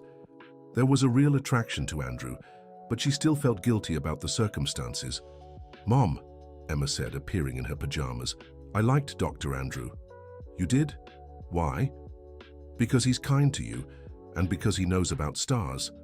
About stars? Yeah, he told me about constellations when we were on the porch. He said you can see way more stars in the mountains. Jennifer smiled. Andrew had won Emma over by talking about something she loved. Really? Yeah, Mom, do you like him? I do, yes. Can he be my new dad? Jennifer was surprised by Emma's direct question. Emma, you already have a dad, Robert. I know, but I can have two dads, right? Robert, who made me, and Dr. Andrew, who takes care of you. Emma's simple logic made Jennifer smile. Let's see what happens, sweetheart. These things take time. Okay, but I hope he comes over more. In the weeks that followed, Jennifer and Andrew began seeing each other regularly. Sometimes it was just coffee after work, other times a walk in the park with Emma. With each meeting, Jennifer felt more connected to Andrew. There was an ease in their conversations, a natural chemistry that had nothing to do with the legal situation. After a month of dating, Andrew finally asked if he could see the mountain house. Of course, Jennifer said. Emma will be thrilled. The following weekend, Andrew went with them to Aspen. The car ride was pleasant, with Emma telling stories and Andrew asking questions about the area. When they arrived at the house, Andrew was genuinely impressed. It's beautiful, he said, very cozy. Want to see the orchard? Emma asked, pulling him by the hand. Andrew spent the whole day playing with Emma, helping Michael with some repairs around the house and talking with Jennifer on the porch. You're lucky to have a place like this, he said. It's the perfect refuge. It really is, especially after everything we went through last year. Jennifer, can I ask you something? Of course.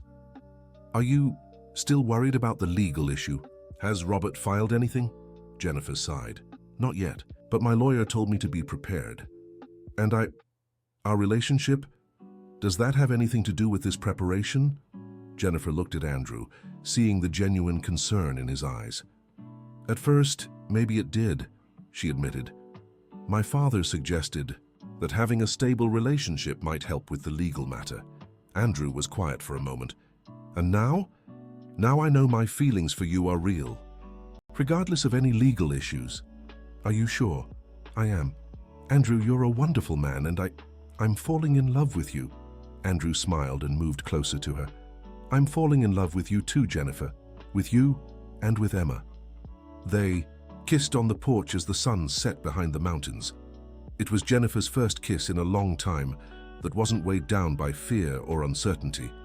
Mom, Dr. Andrew, Emma called from inside the house. Come see the snake Grandpa found in the orchard. They laughed and hurried inside, where Michael was explaining to Emma that it was just a harmless tree snake. She's pretty, Emma said, watching. The snake from a safe distance. She is, Andrew agreed, and she's important for nature's balance. That night, after Emma fell asleep, Jennifer, Michael, and Andrew stayed up talking in the living room. Andrew, Michael said, can I ask you a personal question? Of course. What are your intentions with Jennifer and Emma? Andrew looked at Jennifer, then at Michael. My intentions are serious, very serious. I'm in love with Jennifer and I adore Emma.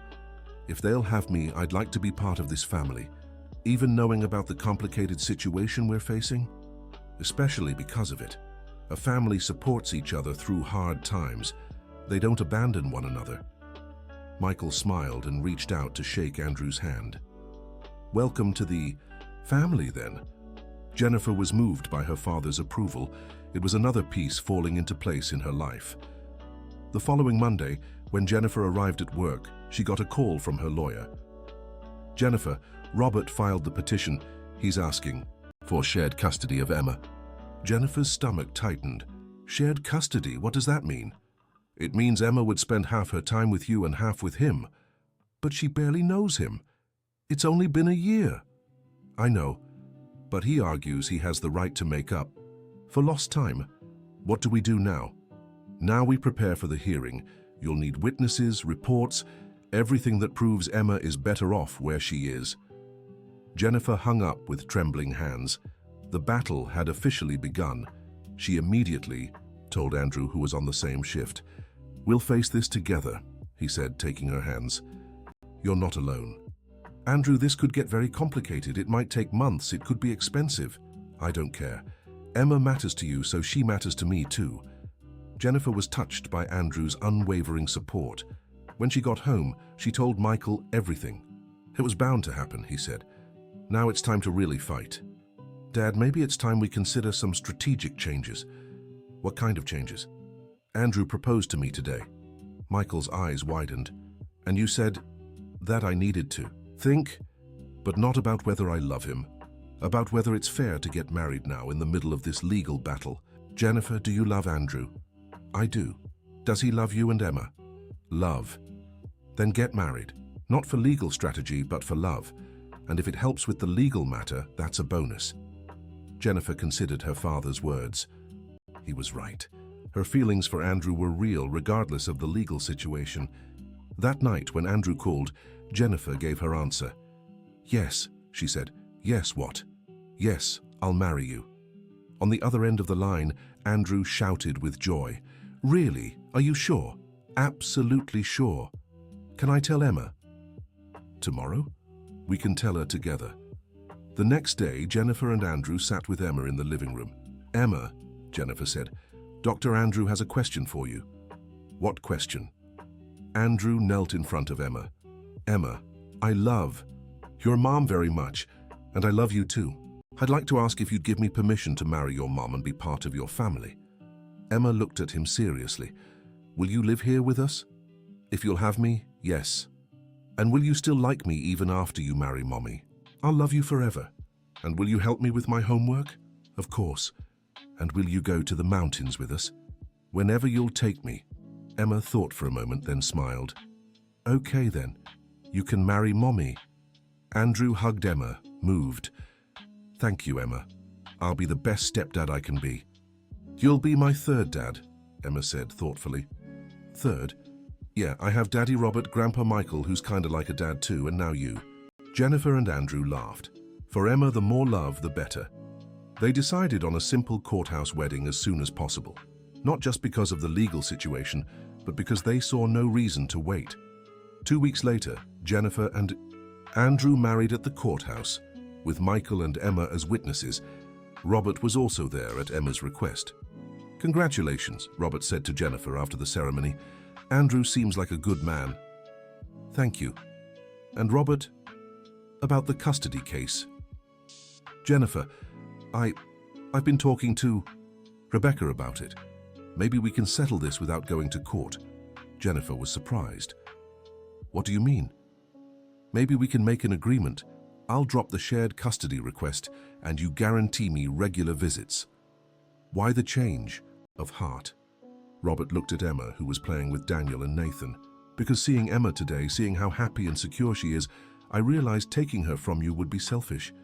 She's where she belongs. Jennifer felt immense relief. Are you sure? I am. Rebecca helped me see that forcing a drastic change in Emma's life would be cruel. I can be her father without taking her from you. Thank you, Robert, truly. Thank you for giving me the chance to know my daughter. And so, on her wedding day, Jennifer received the best gift she could imagine, the assurance that Emma would stay with her. From then on, the family's life finally found stable balance. Andrew moved in, bringing his kindness and stability to their daily routine.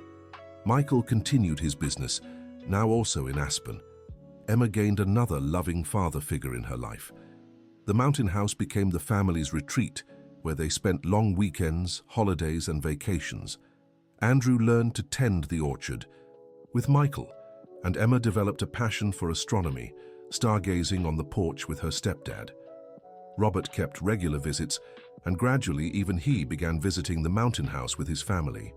The children played together while the adults talked on the porch. 6 months after the wedding, Jennifer discovered she was pregnant. How do you feel about this? Andrew asked, holding the test. Happy, Jennifer said, smiling. Very happy. And Emma, how do you think she'll react? I think she'll be excited. She had always wanted a little brother. When they told Emma, she jumped for joy. I'm going to be a big sister, she shouted. I can teach the baby about stars and the orchard. Michael was also moved by the news. Another grandchild, he said, hugging Jennifer. Our family is growing. During the pregnancy, the family grew even closer. Andrew took care of Jennifer with a dedication that touched her. Michael helped with Emma, and Emma helped with everything she could. The baby was born on a sunny spring morning, a boy whom they named Ethan, after the boy in the story Jennifer had read to Emma years ago. He looks like you, Jennifer told Andrew when he held his son for the first time. But he has your eyes, Andrew replied, emotional. Emma was completely smitten with her brother. Can I hold him? She asked. Of course, but be careful, Jennifer said. Emma held Ethan with the seriousness of a responsible big sister. Hi, Ethan, she whispered. I'm your sister, Emma. I'll take care of you forever. Michael watched the scene with tears in his eyes. His family had grown from 3 to 5 in less than 2 years. I never imagined it would be like this, he told Jennifer. Like what? This complete. This happy. Jennifer smiled, holding Ethan while Emma snuggled beside her, and Andrew held her hand. I didn't either. But I've learned life can always surprise us, sometimes for the worse, sometimes for the much better. And now? Now, we have a complete family and so much love to give and receive. The first few months with Ethan were an adjustment for everyone. Emma proved to be an exemplary sister, always eager to help with the baby. Andrew was a devoted father, waking up at night to help Jennifer with feedings. Michael became the most loving grandfather imaginable, always ready to rock Ethan when Jennifer and Andrew needed rest. But like any real family, they still faced challenges. When Ethan was 6 months old, Andrew received a job offer at a larger hospital with a significantly better salary. The problem was that the hospital was in another city 2 hours away. It's an incredible opportunity, Andrew told Jennifer one night after the children were asleep. I'd be head of the pediatrics department, with a salary nearly 3 times higher, but we'd have to move, Jennifer said. We would, and I know that complicates everything. The mountain house, Michael's work here, Emma's school. Jennifer felt torn. On one hand, she wanted Andrew to take the professional opportunity. On the other, the idea of leaving the life they'd built in Chicago frightened her. What do you want to do? She asked. I want what's best for our family. If you all aren't comfortable with the move, I'll turn it down. I don't want you sacrificing your career for us. Jennifer, you and the kids are my priority. Careers can be rebuilt. Family is irreplaceable. That night, they talked to Michael about the situation. It's a tough decision, Michael admitted, but maybe it's time we consider some changes ourselves. What do you mean? Jennifer asked. My business here is stable. In Aspen, it's growing more and more, and the other city is closer to the mountains than Chicago. Would you consider moving too? I would. In fact, I've already been thinking about it. Here, in the big city, I feel a little lost. Up in the mountains or in a smaller town, I feel more at home. Jennifer was surprised by her father's openness to change. And Emma? How would she react to changing schools, leaving her friends? Why don't we ask her? Andrew suggested. The next day, they sat down with Emma to explain the situation. So you want to move to another city? Emma asked. It's a possibility, said Jennifer, but only if you agree. Is the new town nice? It's smaller than Chicago, but it has good schools, parks, and it's close to our mountain house, explained Andrew. And is Grandpa coming too? If you want, said Michael. Emma thought for a few minutes with the seriousness she always showed when making important decisions. Can I visit the town before deciding? She finally asked. Of course, said Andrew. We can go there next weekend. And can I still see Daddy Robert? Yes, the town isn't too far, so he can keep visiting you. Okay then, let's see what it's like. The following weekend, the whole family went to see Naperville, the town where the hospital that had offered Andrew the job was located. Emma was enchanted by the place. It was smaller than Chicago, less polluted with more green spaces. The hospital was modern and well-equipped, and the school they visited had an educational approach that Jennifer liked. It's pretty here, Emma said as they were having lunch at a downtown restaurant. You like it? Asked Andrew. I do. It reminds me of Aspen, just with more houses. Michael also approved of the town. There were plenty of opportunities for his maintenance services, and the cost of living was lower than in Chicago. I think I could settle in well here, he said. When they returned to Chicago, the family made their decision. They would accept the move. Andrew took the job, and they began preparing to relocate. They sold their house in Chicago and bought a larger one in Naperville, with a big backyard for the kids to play in. The move was exhausting but exciting. Emma quickly adjusted to her new school and soon made new friends. Ethan, still a baby, wasn't affected by the change. Michael set up an office in the garage of their new house and quickly built a clientele in town. Andrew loved his new job and soon became well liked by his colleagues and patients. Jennifer got a job at the same hospital as Andrew, working in maternity. It was a career shift for her, but it left her fulfilled. "I'm helping other mothers bring their babies into the world," she told Andrew. "It's beautiful." The family's new routine included more frequent trips to the mountain house, now just 40 minutes away. Emma loved being able to go there sometimes during the week, and Ethan was growing up running between the orchard and the creek. Robert kept up his visits, now staying for a full weekend each month at the mountain house with his whole family. The kids played together like cousins, and the adults enjoyed the peace and quiet. When Ethan turned 1, the family threw a party at the mountain house. Robert, Rebecca, Daniel, and Nathan were there, along with some new friends they'd made in Naperville. "A year ago, I never imagined we'd all be here like this," Jennifer said to Michael as they watched Ethan crawling across the lawn. "Life has its surprises," Michael replied. "Sometimes we think we know how things will turn out, but life always finds a way to surprise us." "Do you regret anything?" Michael looked around. Emma playing with her half-siblings, Andrew talking with Robert, Ethan trying to eat grass. "I don't regret anything that brought us here," he said. "Not even the hard years. Because without them, maybe we wouldn't appreciate what we have now as much." That night, after everyone had left and the kids were asleep, Jennifer and Andrew sat on the mountain house porch. "Are you happy?" Andrew asked. "Very," Jennifer replied. "Sometimes I'm afraid I'm too happy, like something's bound to go wrong." "Why would it have to go wrong?" "Because, for so much of my life, things did. Growing up without a father, raising Emma alone, all the hardships, but maybe things went wrong because you were on the right path to get here." Jennifer considered her husband's words. "Do you really think so?" "I do. Think about it. If your father hadn't disappeared, maybe you'd never have become so strong and independent. If Robert hadn't left, maybe you'd never have valued responsible fatherhood so much. If you hadn't faced difficulties, maybe you wouldn't be the wonderful mother you are today. And if Emma hadn't shared her lunch with my father that day..." "Ah, that was destiny," said Andrew, smiling. "Your daughter has a heart of gold, just like you." Jennifer smiled and nestled into her husband's arm, listening to the sounds of nature around them. "You know what amazes me most about this whole story," she said.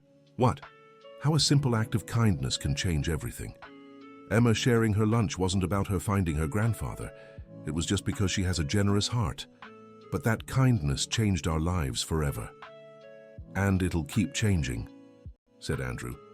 "I can picture Emma as an adult, teaching that same kindness to her children.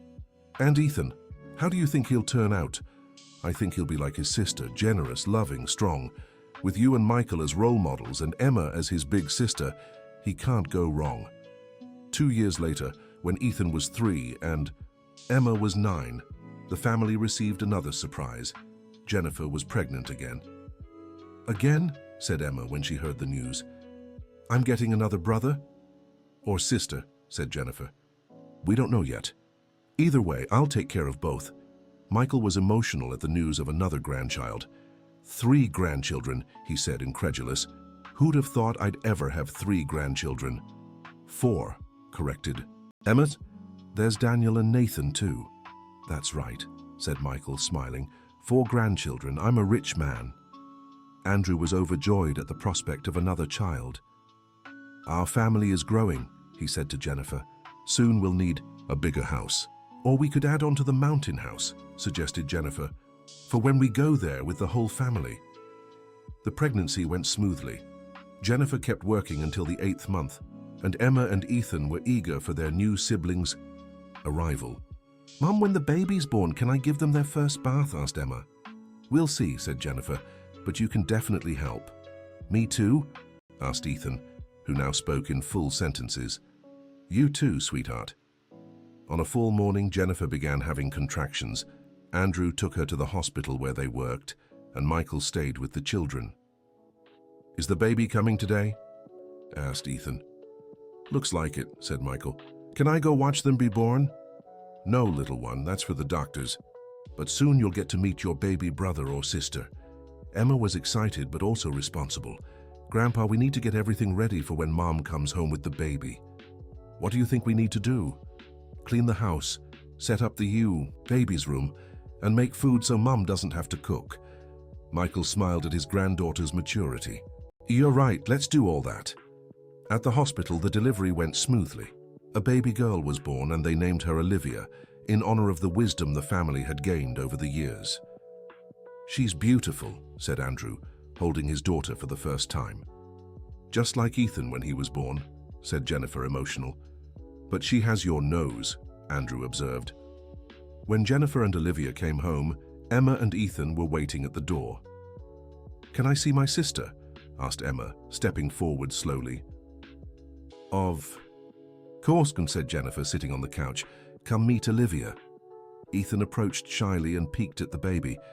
She's so tiny, he observed. You were like that when you were born, said Emma. All babies are born small. Will she grow up and play with me? Yes, she will, said Jennifer. But it'll take some time. First, she'll learn to crawl, then to walk, then to talk. Emma carefully picked up Olivia in her arms. Hi, Olivia, she whispered. I'm your big sister. I'll teach you everything about stars, about the orchard, about being kind to people. Michael watched the scene with a heart full of gratitude. His family had grown to 6 people, and each one was special in their own way. My youngest granddaughter, he said, gently touching Olivia's hand. Welcome to the family. The first few months with Olivia were intense, but full of joy. Emma helped with everything, from changing diapers to feeding bottles. Ethan was fascinated by his little sister, always wanting to show her his toys. Andrew split his paternity leave with Jennifer, and Michael was always ready to lend a hand. I never thought having a house full of kids would feel so wonderful, said Andrew one night when they finally got everyone to sleep. It's exhausting, but it's amazing, Jennifer agreed, and it'll only get better as they grow.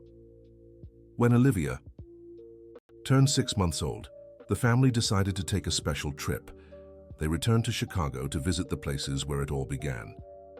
They passed by the corner where Michael used to stand, the house where Jennifer lived when she reunited with him, and the hospital where she worked.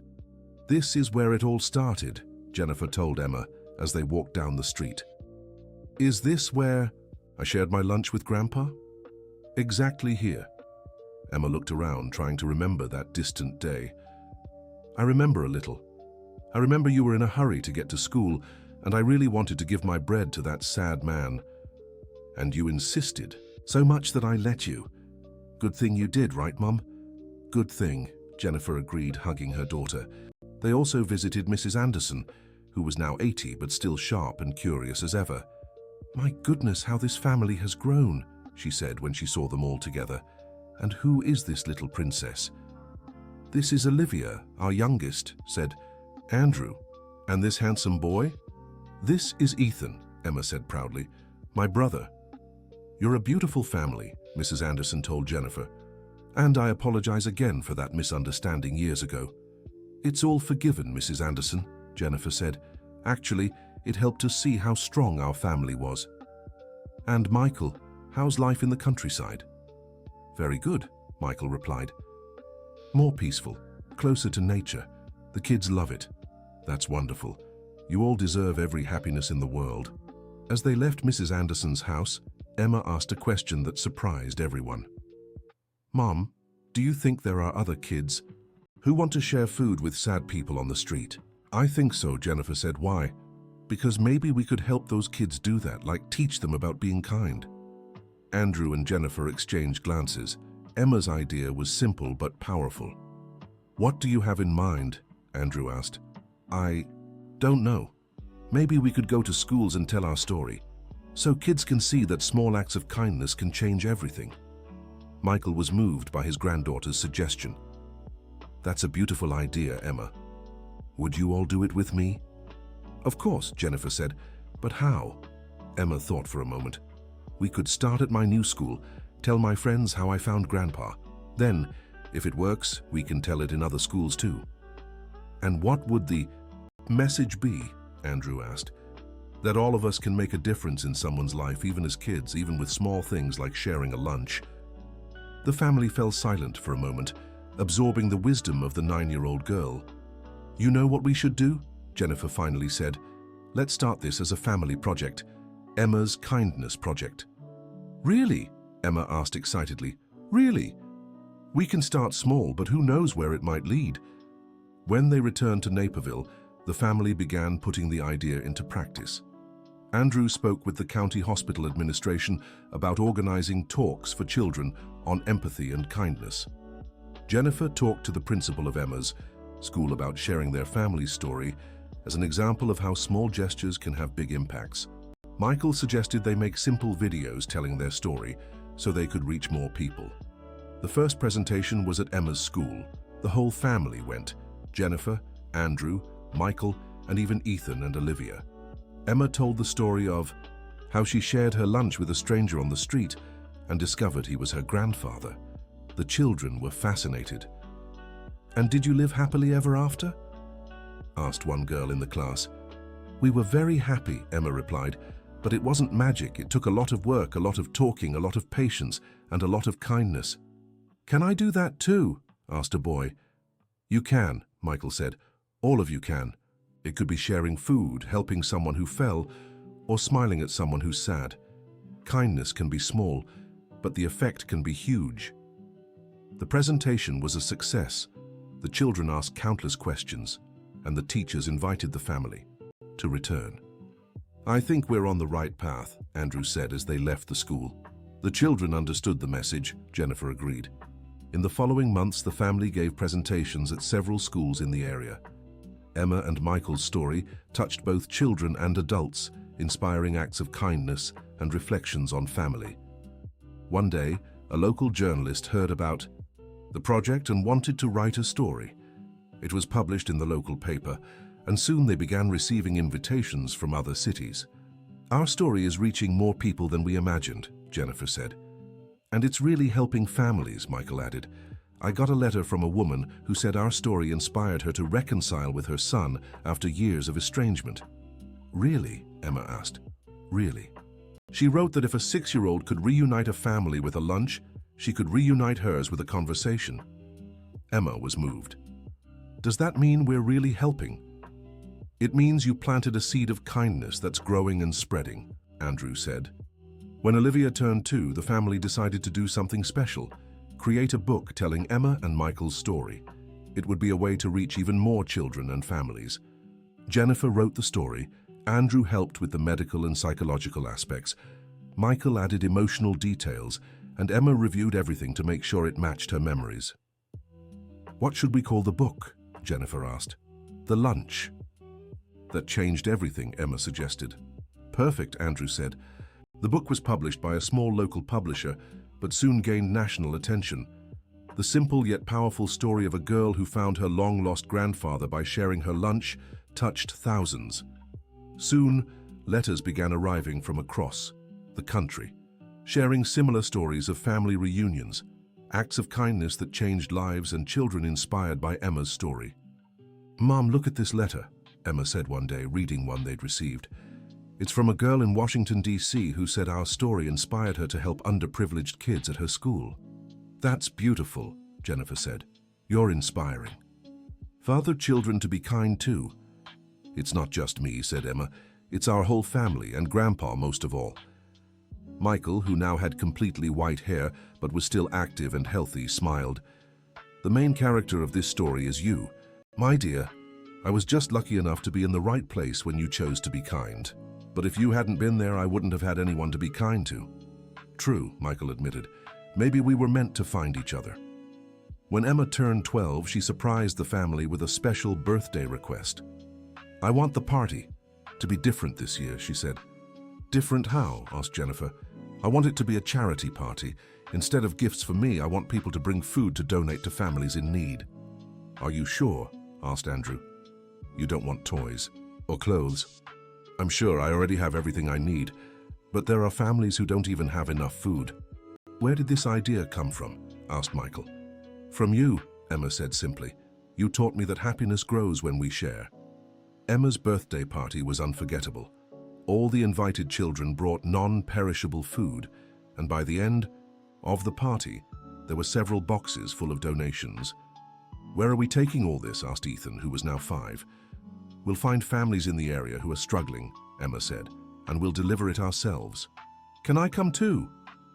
asked Ethan. "Of course, and Olivia too when she's older." Olivia, now 2, was trying to help by carrying a small can of corn that was almost as big as she was.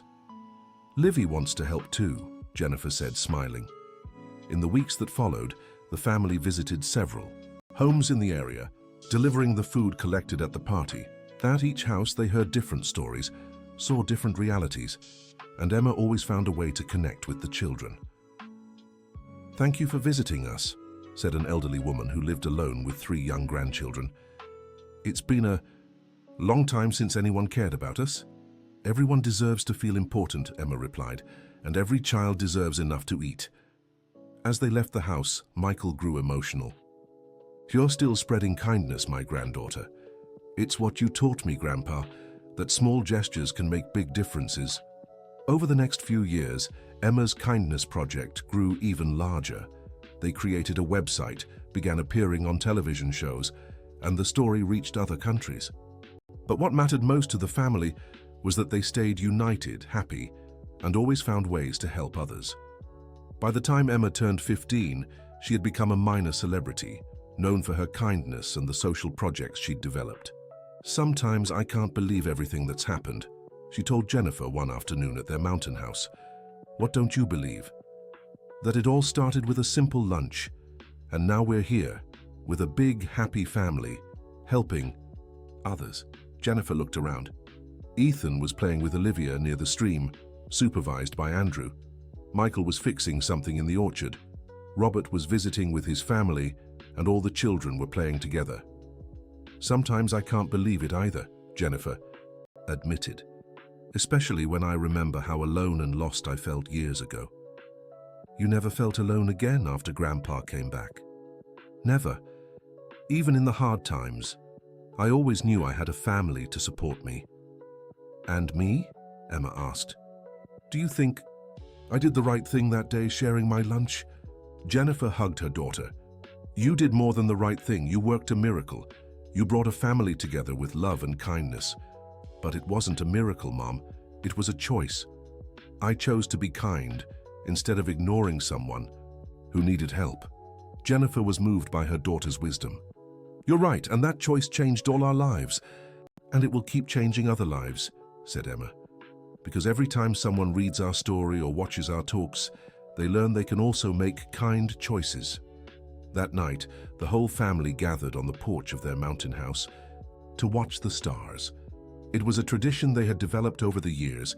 Ethan, now 8 years old, pointed to a constellation. "That one over there is the Big Dipper," he said. "Andrew taught me how to find it." Olivia, 5 years old, tried to point too. "What about that shiny one?" she asked. "That's the North Star," explained Emma. "It always points north. It's like a compass in the sky." "Cool," said Olivia. Michael watched his grandchildren with pride. "Do you know why I love stargazing with you so much?" he asked. "Why, Grandpa?" the children asked. "Because the stars remind me that even on the darkest nights, there's always light. Even when we feel lost, there's always something to guide us back home." "Like how you found your way back to our family?" asked Ethan. "Exactly," said Michael. "Emma was my guiding star. Emma was touched by the comparison. And you are mine," she said. "All of our family are my stars." Andrew, who was holding Olivia in his lap, joined the conversation. "You know what amazes me most about our family?" he said.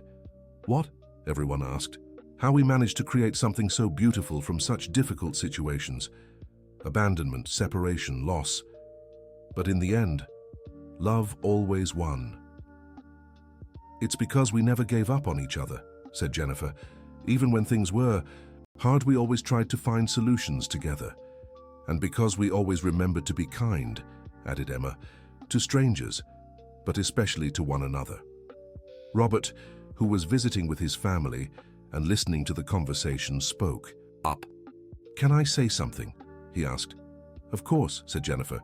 I deeply regret missing the first years of Emma's life, but at the same time, I'm grateful I got to know this amazing family you've built.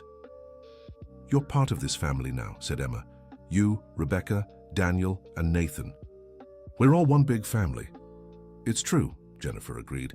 Families aren't just about blood. They're about choosing to be present, choosing to care for one another. Daniel and Nathan, now 8 years old, were playing with Ethan and Olivia, all like real siblings. Mom, Rebecca said to Jennifer, can I ask you something personal? Of course. Did you ever feel angry at Robert for missing so much of Emma's life? Jennifer thought for a moment. At first I did, but I learned that holding on to anger is like carrying a heavy rock. It doesn't hurt the person who wronged us. It only hurts us. How did you manage to forgive? By seeing he was genuinely sorry and willing to change, and by seeing how happy Emma was to meet her father. In the end, what matters is the present and the future, not the past. Robert was moved by Jennifer's words.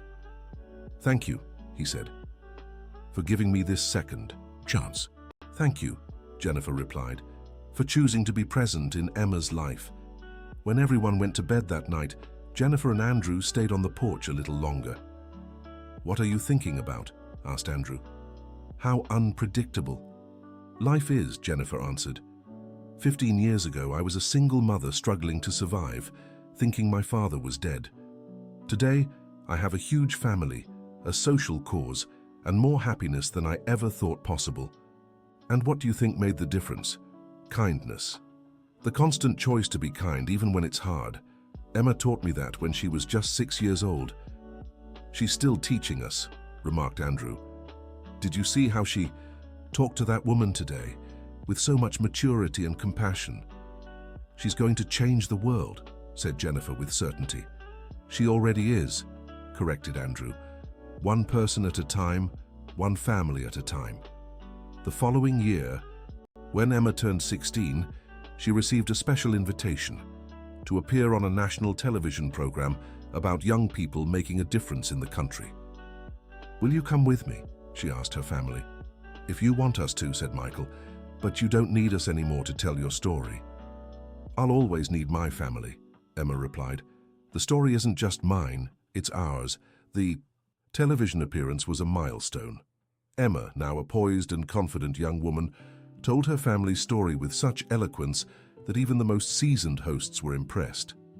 What would you say to other children who want to make a difference? The host asked. That they don't have to wait to grow up to start, Emma answered. Small acts of kindness have enormous power. Sharing a lunch, helping someone who's fallen, smiling at someone who's sad. It might seem small, but it can change an entire life. And what's your next project? We're working on an institute, Emma said. A place where families who've gone through separations can get help to reconnect. Family therapy, legal assistance, conflict mediation. The Emma Institute, the host asked. The Kindness Institute, Emma corrected. Because it's not about me, it's about spreading the idea that we can all choose to be kind. After the show, the family received hundreds of calls and emails from people eager to support the Institute. I think we're really going to make this happen, said Andrew, looking at the flood of messages. I'm sure of it, Jennifer replied. When Emma decides to do something, she does it. She got that from you, Michael said. And from her mother. Determined women in this family. The Kindness Institute opened 2 years later when Emma was 18.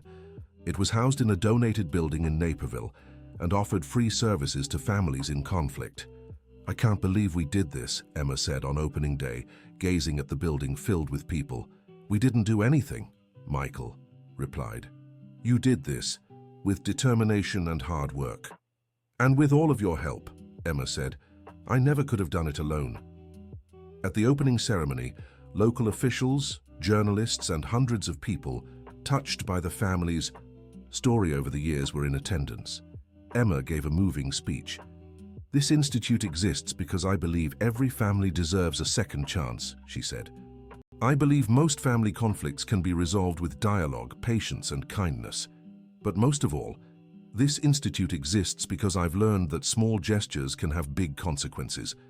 A shared lunch gave me a family, an honest Conversation can bring parents and children back together. A sincere hug can heal years of hurt. So I invite all of you to be ambassadors of kindness. In your homes, in your families, in your communities, the world needs more people willing to reach out to those in need. When Emma finished her speech, the audience rose in a standing ovation that lasted several minutes. Jennifer was crying with pride. "Our daughter has become an incredible woman," she told Andrew. "Become?" Andrew corrected. "She's always been incredible. She just grew up and learned how to use her kindness to help more people." Michael was emotional too. "Who would have thought that little girl who shared a piece of bread with me would become all this? She became this way because you inspired her too," said Jennifer. "Your story of overcoming, your ability to forgive, your kindness even after so much suffering, she learned from you too." In the years that followed, the Kindness Institute helped hundreds of families. Parents and children reconciled, couples resolved their differences, and grandparents reconnected with their grandchildren. Emma graduated with a degree in psychology and specialized in family therapy, working at the very institute she had founded. Ethan pursued medicine, inspired by Dr. Andrew, and Olivia showed talent for art and communication. Michael, now in his 70s, remained active, helping maintain the institute and caring for his grandchildren when needed. Jennifer and Dr. Andrew continued working at the hospital, but also dedicated their weekends to the institute. The family grew even larger when Emma married Jason, a psychologist she met in college who shared her passion for helping families. The wedding took place at the mountain house, overlooking the peaks and under the stars the family loved so much. "I'm moved," Michael said during his wedding speech, "not just because my granddaughter is marrying a wonderful man, but because I know the two of you will keep spreading kindness in the world." He turned to Emma. "You saved me that day when you shared your lunch with me. But really, you saved our entire family. You taught us that love always finds a way to bring people back together." Then, facing Jason, he added, "Welcome to our crazy, wonderful family. I hope you're ready for plenty of adventures." Jason smiled. "I've been in love with this family since the day I met you all." When Emma and Jason returned from their honeymoon, they announced plans to expand the Kindness Institute to other cities. "We've received proposals from Chicago, Los Angeles, and even some smaller towns," Emma said. "There's so much need for this kind of work." "That's a big responsibility," Jennifer said. "Do you feel ready?" "We feel obligated," Jason replied. "We see so many families suffering from poor communication, pride, and old grudges. If we can help, we have to try." Michael was proud of the couple's ambition. "You have my full support," he said. "And if you need a maintenance technician for the new branches, you know where to find me." 5 years after Emma's wedding, the Kindness Institute had branches in 12 cities and had helped over 5,000 families. The story of the girl who reunited with her grandfather by sharing a lunch had become a national symbol of hope and family reconciliation. Emma and Jason had 2 children, David, named after Jennifer's stepfather, who despite his mistakes had provided stability in hard times, and Abigail, named after Jennifer's mother. 2 more grandchildren, Michael said, holding David for the first time. "My family is turning into a tribe of kindness," Emma replied. "David and Abigail will grow up knowing how important it is to care for one another." Ethan became a pediatrician and opened a clinic near the original institute, offering free checkups for families in need. Olivia became a journalist and documentarian, specializing in stories of resilience and family reconciliation. Robert and Rebecca remained close to the family, and Daniel and Nathan grew up seeing Emma as an older sister and Michael as their grandfather. On a special afternoon when Michael turned 75, the entire family gathered at the Mountain House to celebrate. Over 30 people were there, children, grandchildren, great-grandchildren, in-laws, and friends who had become family over the years. "Grandpa," said Emma during the birthday speech, 25 years ago, a 6-year-old girl decided to share her lunch with a stranger on the street. That simple decision changed not only our lives, but the lives of thousands of people touched by our story. Today you have 6 grandchildren, 4 great-grandchildren, and a family spread across cities in this country.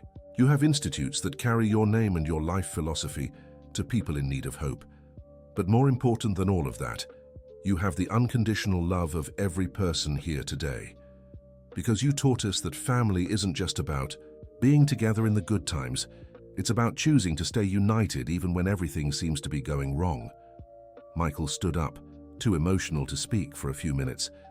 "My dears," he finally said, "when I was on that cold street corner alone and without hope, I never imagined I could have such a rich and fulfilling life. Emma, my special granddaughter, you didn't just save me that day. You gave me a reason to live, a family to love, and a purpose for my remaining years. All of you," he said, looking around the crowded room, "are the greatest gift life could have given me. Each of you carries a piece of the kindness we've learned to cultivate together, and I ask you to keep spreading that kindness in the world. Keep choosing kindness even when it's hard. Keep believing that small gestures can change everything. Because if a 6-year-old girl could bring an entire family together with a piece of bread, imagine what all of us can do for the world." The celebration went on late into the night, with stories shared, photos taken, and plans made for the future. When everyone had gone to bed, Emma and Michael stayed alone on the porch for a while, watching the stars as they had done for so many years. "Grandpa," Emma said, "do you remember how you felt that first day when I offered you my lunch?" Michael smiled, recalling the moment that changed everything. "I remember it like it was yesterday. At first I thought I was dreaming, then I felt such a strong emotion I thought my heart would stop. And when you found out I was your granddaughter, that's when I was sure I was dreaming, or that I'd died and gone to heaven." Emma laughed. "And now? How do you feel when you look back and see everything that's happened?" Michael was thoughtful for a moment. "I feel grateful. Grateful to have lived long enough to know my grandchildren and great-grandchildren. Grateful to have learned it's never too late to start over. And most of all, grateful to have a granddaughter who taught me that kindness is the most powerful force in the world. You taught me a lot too, Grandpa." "What did I teach you?" "That even in the hardest moments, we must hold on to hope. That forgiving frees the one who forgives more than the one who is forgiven. And that family is about being present, not about being perfect." Michael hugged his granddaughter. "You've grown into a wise woman, Emma." "I learned from the best teachers," she said. "From you, from Mom, from Andrew, and from all the people who crossed our path. And what comes next? What are your plans for the future?" Emma looked at the stars before answering. "To keep going, to keep spreading kindness, to keep helping families, to keep believing we can make the world a better place." "What about the Institute? We want to reach every state capital in the country in the next 5 years. And Jason has international dreams too." "International?" "He thinks our methodology could work in other countries too, especially in places where families face conflict because of wars or difficult social situations." Michael was impressed by his granddaughter's ambition. "Do you really believe you can change the world?" "I believe I can do my part," said Emma. "If each person does their part, with kindness and love, the world naturally becomes a better place. Just like you did your part that day, sharing your lunch." "Exactly. I didn't know I was changing our lives. I was just doing what I thought was right." Michael smiled. "And you keep doing what you think is right. That's why I'm so proud of you." They sat in silence for a few minutes, just enjoying each other's company and the peace of the mountains. "Grandpa," Emma finally said, "can I ask you something?" "Of course. Are you afraid of dying?" Michael considered the question carefully. "Not anymore," he said. "I used to be afraid when I was alone because I thought my life had no meaning. But now I know I'm leaving a legacy. You, Ethan, Olivia, all the grandchildren and great-grandchildren, the Institute, all the families we've helped, that will live on even after I'm gone." "You're not going anywhere anytime soon," Emma said firmly. "Maybe not," Michael chuckled. "But when the time comes, I'll be at peace, because I've lived far more than I ever dreamed possible. And I'll keep telling our story to the next generations." "I hope so, but most of all, I hope you keep living the values our story represents." "Always," Emma promised. 2 years after this conversation, Michael began feeling the effects of age. At 77, he was still sharp and active, but his energy was fading. He spent more time with his great-grandchildren, telling stories and teaching little life lessons. "Grandpa Mike," said David, Emma's 3-year-old son, "tell the story again about when you lived on the street." "Once upon a time, there was a man who was very sad and alone," Michael began, using simple words the children could understand. "He sat on the street with no home, no family. But then Aunt Emma came in," added Abigail, who was 2. "That's right. A very kind girl came and shared her food with him. And they found out they were family," said David. "Exactly. And what's the lesson of the story?" "That we should be kind to everyone," the children shouted in unison. Michael always smiled when he told the story to the little ones. It was his way of ensuring the family's values passed to the next generations. One autumn afternoon, Michael was resting on the porch of the mountain house when he felt something was different. It wasn't pain, just a sense of completeness, as if a cycle were closing. He called Jennifer, who was in the kitchen making dinner. "Sweetheart, come here for a moment." Jennifer approached and noticed something in her father's expression. "Dad, are you okay?" "I'm great," Michael said, "but I think it's time to gather the whole family." "Why? Did something happen?" Michael smiled calmly. "Nothing's happened, but I have a feeling my time here is coming to an end." Jennifer's heart raced. "Dad, don't say that. You're fine, you're strong." "Oh, Jennifer, I'm not sad or afraid, I'm at peace. But I want to say goodbye to everyone while I still can." Jennifer began to cry, but understood her father was serious. In the following days, the whole family gathered at the mountain house. Emma came with Jason and their children. Ethan brought his wife and their 2 kids. Olivia came with her boyfriend. Robert visited with his family, and all their close friends were invited. Michael spent an entire week talking individually with each family member, giving advice, sharing memories, and above all, expressing his love and gratitude. "Emma," he said, when it was his most special granddaughter's turn, "you know you changed my life, right?" "You changed mine too, Grandpa. I want you to promise me something. Anything. Promise me you'll keep spreading kindness in the world, even when I'm no longer here." "I promise," said Emma, crying. "But you'll still be with Saz for a long time. Maybe yes, maybe no. But if I'm not, I want you to know I'll always be proud of you. You've become more than I ever dreamed you could be. I love you, Grandpa. I love you too, my special girl. More than words can say." On a sunny morning, Michael didn't wake up. He passed away peacefully in his sleep, surrounded by his family in the mountain house he loved so much. The funeral was a celebration of his life. Hundreds of people attended, from families helped by the Institute to neighbors who had witnessed his kindness over the years. Emma gave the main speech. "Michael taught us that it's never too late to start over," she said. "That family is about love and presence, not perfection. And that small acts of kindness can have bigger consequences than we ever imagined." He lived the last part of his life with a joy and fulfillment that inspired everyone around him. Because he chose forgiveness over resentment, gratitude over bitterness, and love over fear. His legacy isn't just in our family, which he helped bring together and keep united. It's in every family reconciled through the Kindness Institute. It's in every child who learned the importance of kindness through our story.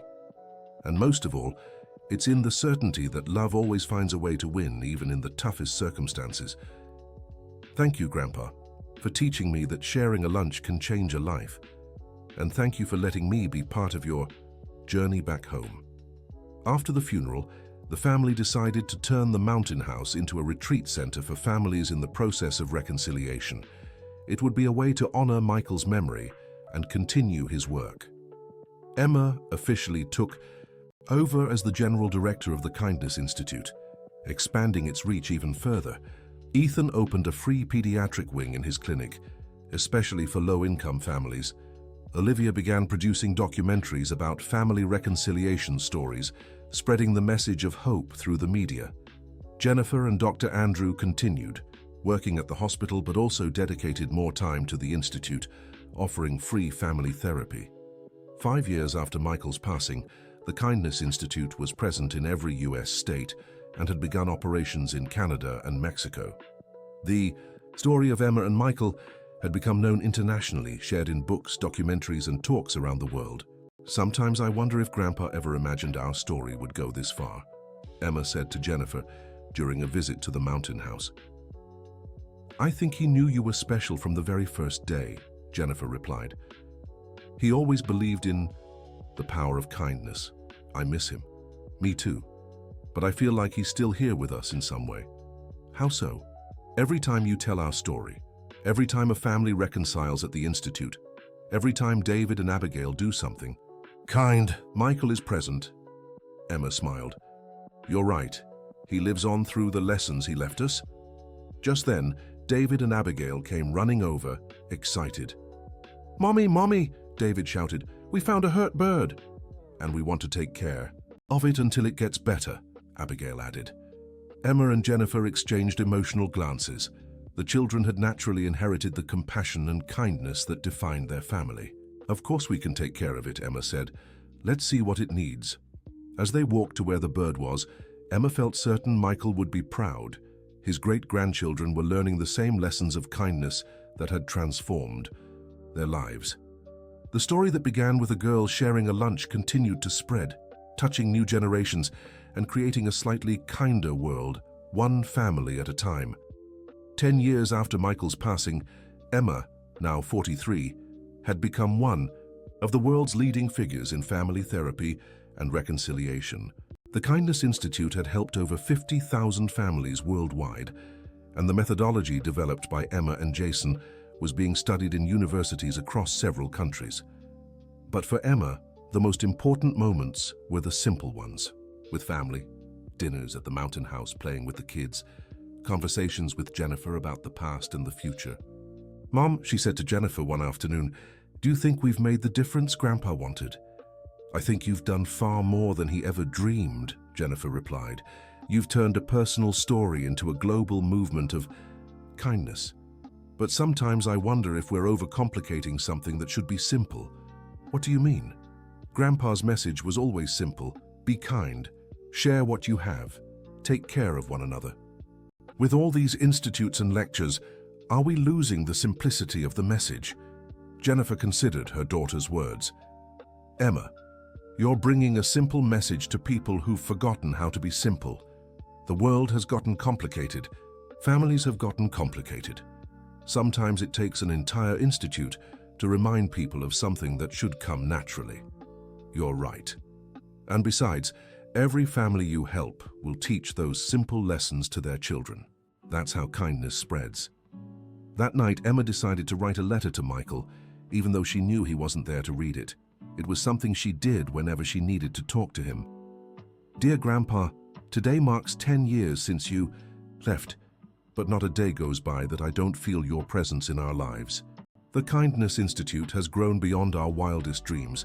We have branches in 15 countries, and our methodology is being used in schools, hospitals, and community centers around the world. But do you know what makes me proudest? Seeing David and Abigail growing up with the same values you taught us. Yesterday, David saw a classmate crying at school and shared his lunch with him. Abigail is organizing a toy drive for underprivileged kids. They don't even realize they're following in your footsteps. To them, kindness is natural. It's just the right way to live. Ethan has become an amazing doctor and is training other pediatricians in our compassionate care approach.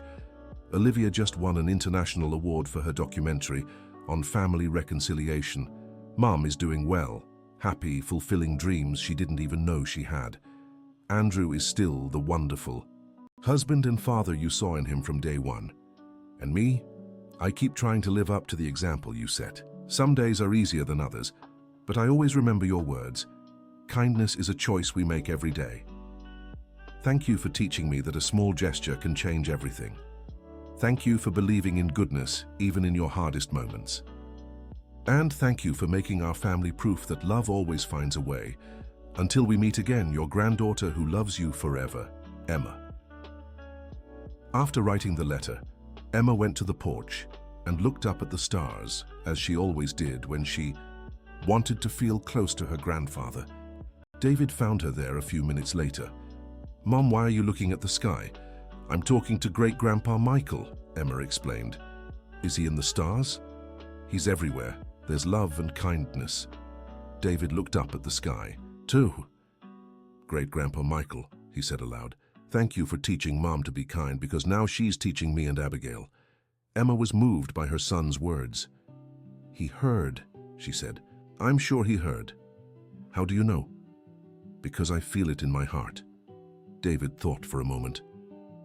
Mom, when I grow up, will I continue our family's story? If you want to. But the story is already continuing through you and Abigail, just by being who you are. What do you mean? You're kind, you take care of each other, you help those in need. That's how you carry on Great-Grandpa's story. So I don't have to wait until I'm grown up to continue it. No, Emma said, hugging her son. You're already doing it now. That night, Emma dreamed of Michael. He was on the porch of the mountain house, younger and healthier than she remembered ever seeing him. Grandpa, she said in the dream, I've missed you so much. I never left, my dear, Michael replied. I'm in every act of kindness you teach, in every family that reconciles, in every moment of love our family shares. Am I doing it right? Am I honoring your legacy? You're doing more than I ever imagined possible, but most of all you're being yourself, the same kind girl who shared a lunch with a stranger on the street. Sometimes I'm afraid I'll disappoint you.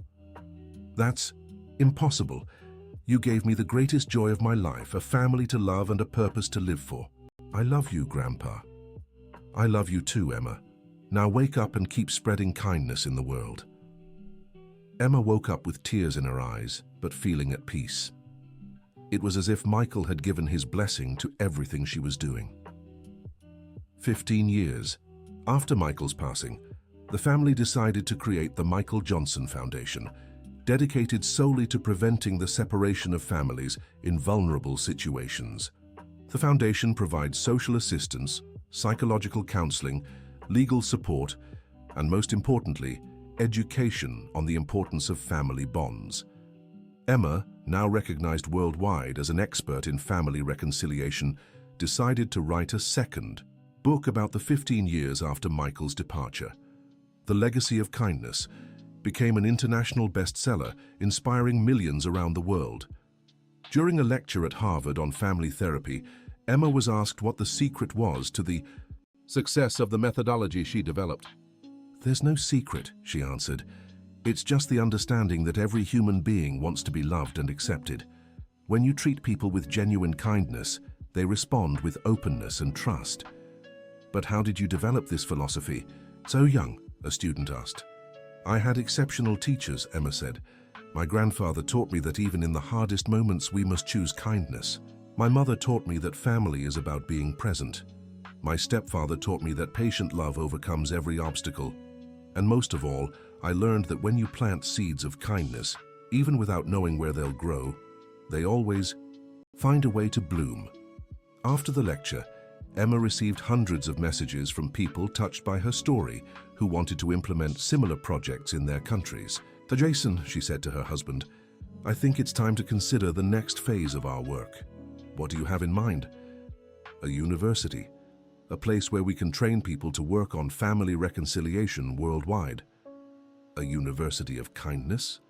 Exactly, where young people from all over the world can come to learn not just the techniques, but the values that make this work possible.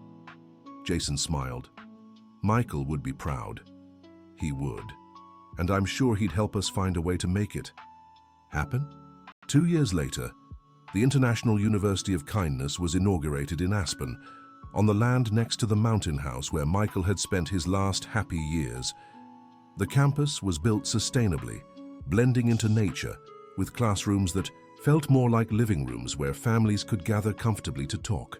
At the center of the campus stood a statue of Michael holding a child's hand, with a plaque that read, "In memory of Michael Johnson, who taught us it's never too late to come home." At the opening ceremony, Emma gave her most heartfelt speech. This university exists because we believe kindness can be taught, practiced, and spread, she said. But most of all, it exists because we believe every family deserves a second chance, a third chance, as many chances as they need. My grandfather spent years alone on the streets because a series of misunderstandings and wrong decisions tore our family apart. Today, we have the knowledge and tools to keep that from happening to other families. But more important than technical knowledge, we know love always finds a way. And that's what we'll teach here, how to open paths for love to win. Michael, she said, looking at the statue, this university is our way of saying thank you. Thank you for teaching us that a small act of kindness can change the whole world. In its early years, the university welcomed students from over 50 countries. Each graduating class carried the values and methodologies they learned back to their home countries, multiplying the impact of the work Emma and Michael had started. David and Abigail, now teenagers, spent their school breaks helping on campus, greeting visitors and learning about their family's work. "Mom," Abigail said at 15, "I want to study here after high school." "Are you sure?" Emma asked. "There are so many other career options. I'm sure. I want to learn how to help families the way you do." David, at 17, also showed interest in the family's work, but from a different perspective. "I want to study technology," he said, "to create apps and platforms that can take our work to places we can't reach physically." Emma was moved to see her children finding their own ways to contribute to the family's legacy.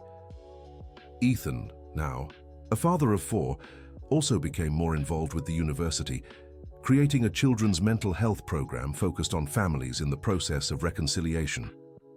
Olivia became the university's communications director, responsible for documenting and sharing the success stories of students and families they helped. Jennifer, at 70, took on the role of grandmother advisor, offering emotional support to students far from their families. Andrew, retired from medicine, dedicated himself fully to clinical supervision for students. 20 years after Michael's passing, the family had created a global movement that had touched over 1 million families worldwide. But for Emma, the real measure of success was still the simple moments. Seeing David help a lost child on campus, hearing Abigail tell a story of kindness she'd witnessed, or receiving a letter from a family reunited after years apart. One special afternoon, Emma had an unexpected visit, a woman around 30 accompanied by an older man with graying hair. "Professor Emma," the woman said, "my name is Amanda, and this is my father, James. We'd like to share our story with you." Emma welcomed them into her office, curious to hear what they had to say. "5 years ago, my father disappeared from home," began Amanda. "He was going through severe depression and simply walked out one night and never returned. We searched everywhere, filed a police report, but couldn't find him. We even feared the worst might have happened. Then my 7-year-old daughter read your book at school. She came home saying that if a little girl could find her grandfather on the street, maybe we could find Grandpa too." Emma was moved by the story. "Did you find him?" "We did," said James, speaking for the first time. "He'd been living on the streets for 3 years, in a town about 100 miles from our home." "How did he react when you found him?" "Just like your grandfather," Amanda replied, smiling through tears. "At first he thought he was dreaming, then he cried for hours. And now he lives with us again. He's in therapy, taking medication for depression, and most importantly, he knows he's loved and wanted." "We came here to thank you," said James. "Your story gave us hope when everything seemed lost." Emma stood and hugged the 2 visitors. "Thank you for sharing this with me. It's stories like yours that remind us why we do what we do. And there's more," Amanda added. "My daughter said when she grows up she wants to help families the way you do. She wants to study here at the university." "She'll be very welcome," Emma said. "What's her name?" "Emma," Amanda replied, smiling. "We named her after your daughter in honor of your story." Emma was deeply moved. Knowing there was another Emma in the world, inspired by her story, was an honor that humbled and filled her with pride at the same time.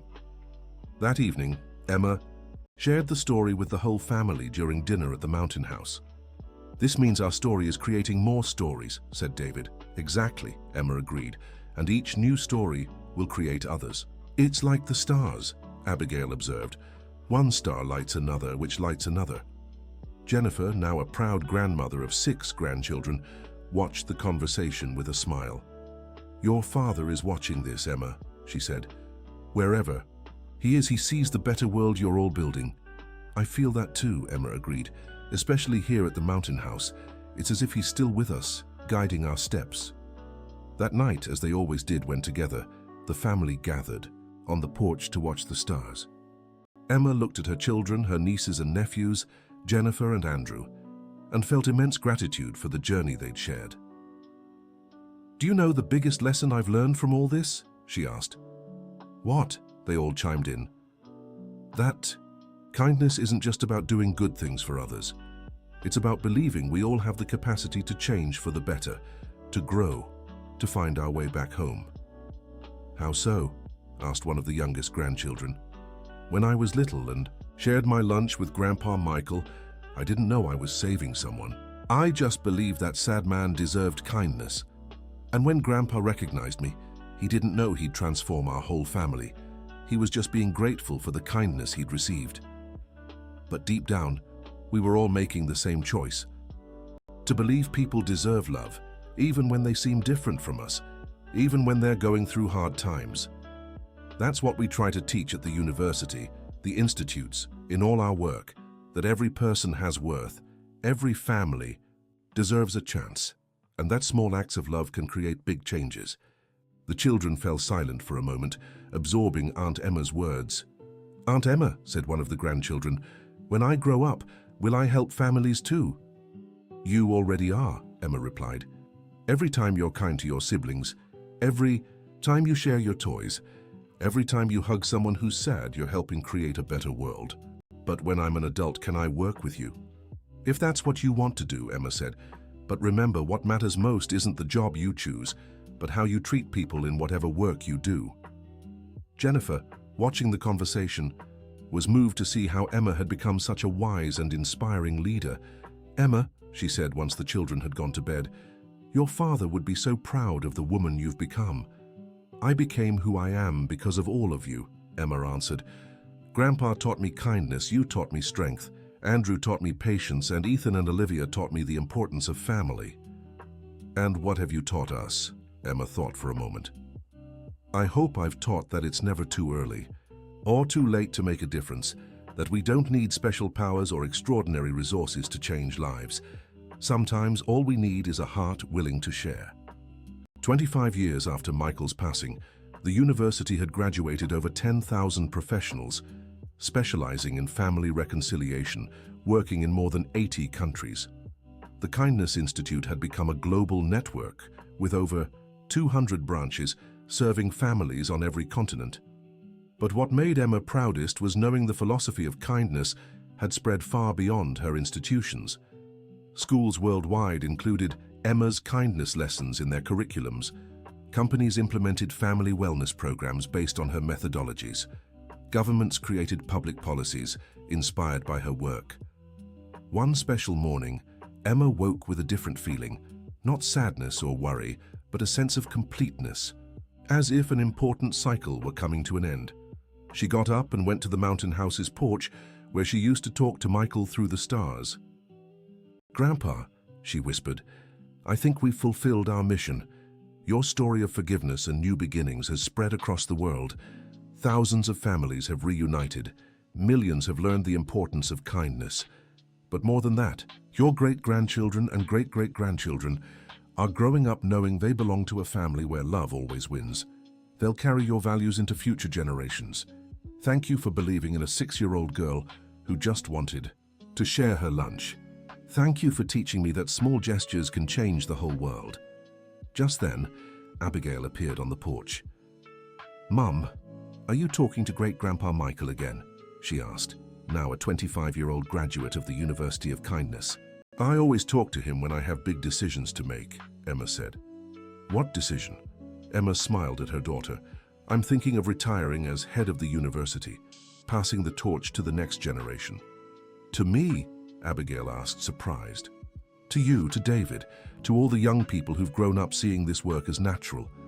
You have fresh energy, new ideas, new ways to spread kindness." Abigail's eyes filled with tears. "Do you think I'm ready?" "I think you were born ready. You have Michael's wisdom, Grandma Jennifer's strength, Grandpa Andrew's patience, and something all your own. The ability to inspire people by example." "And you? What will you do?" "I'm going to be a grandmother," Emma said, smiling. David and his wife are expecting. You're in a serious relationship. Ethan has little ones, and Olivia is planning to start a family. I'll have many grandchildren to spoil and stories to tell, and maybe write another book, she added, about how the next generations are continuing the legacy of kindness.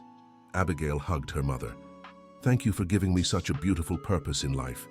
Thank you for being born so special. Mom, can I tell you a secret? Of course. Sometimes I dream about great-grandfather Michael, and he always says he's proud of our family.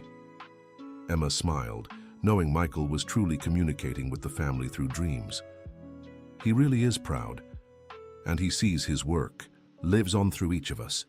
That afternoon, Emma gathered the whole family to announce her decision. Everyone was emotional, but understood it was the right time for the transition. Emma, said Jennifer, now 80 but still sharp and active, you've done more for the world than we ever imagined possible. We did, Emma corrected. All of us together. And now Abigail will carry it forward, said David. I'm sure she'll take our work even further. It's not about going further, said Abigail. It's about going deeper, touching people's hearts. In a way they'll never forget the importance of kindness. Emma smiled, knowing her daughter had perfectly understood the spirit of their work. Michael, she said, looking at his photo on the shelf, the story continues, and it will go on forever. The following year, Abigail officially took over as director of the University of Kindness, bringing fresh ideas and energy to the project. David developed apps and digital platforms that brought the family's methodologies to remote communities worldwide. Emma devoted herself to what she loved most, telling stories to her grandchildren, helping couples in her private practice, and writing about the importance of kindness in everyday life. One special afternoon, she received a call that moved her deeply. Professor Emma, said a young voice on the other end. My name is Michael, I'm 16, and I wanted to thank you for your story. Hi Michael, why do you want to thank me? Because your story inspired me to reach out to my grandfather, who'd been estranged from our family for years. And we reconciled. How wonderful. How is the reconciliation going? Amazing. I discovered my grandfather is a wonderful person who was just hurt by old misunderstandings. Now he comes over for dinner every Sunday. Emma was touched. And why are you named Michael? My parents gave me that name in honor of your grandfather after reading your first book. They said they wanted me to grow up knowing the importance of family. Your grandfather would be so proud to know there's another Michael in the world spreading kindness. Professor Emma, when I grow up, can I study at your university? Of course, Michael. You'll always be welcome. When she hung up, Emma felt certain the story that began with a shared lunch would never end. It would keep spreading, touching lives, reuniting families, and inspiring kindness for generations to come. That night, she wrote in her journal, "Today, I fully understood what Michael meant when he spoke about legacy. It's not about what we leave behind when we go. It's about what we plant while we're here. Michael planted kindness in me when I was 6. I planted kindness in my children, my students, everyone who crossed my path. They planted kindness in others, who planted it in more, and so on. Today, millions around the world may not know who Michael was, but they live by the values he taught us. There are children being kind in schools, parents forgiving children, families reuniting, professionals caring for one another. Michael didn't just change our lives. He started a quiet revolution of love and kindness that will last forever. And it all began with a 6-year-old girl who decided to share her lunch with a sad stranger on the street. The end. Now tell us what you thought of the story and where you're watching from. If you have something to share with us, leave your sincere words in the comments. Do you think Emma made the right decision by sharing her lunch that day? We'd love to hear your thoughts. And you, have you ever experienced an act of kindness that changed your life or someone else's? Share it with us. Thank you so much for being here. Don't forget to like this video and, most importantly, subscribe to the channel so you don't miss other heartwarming stories like this one.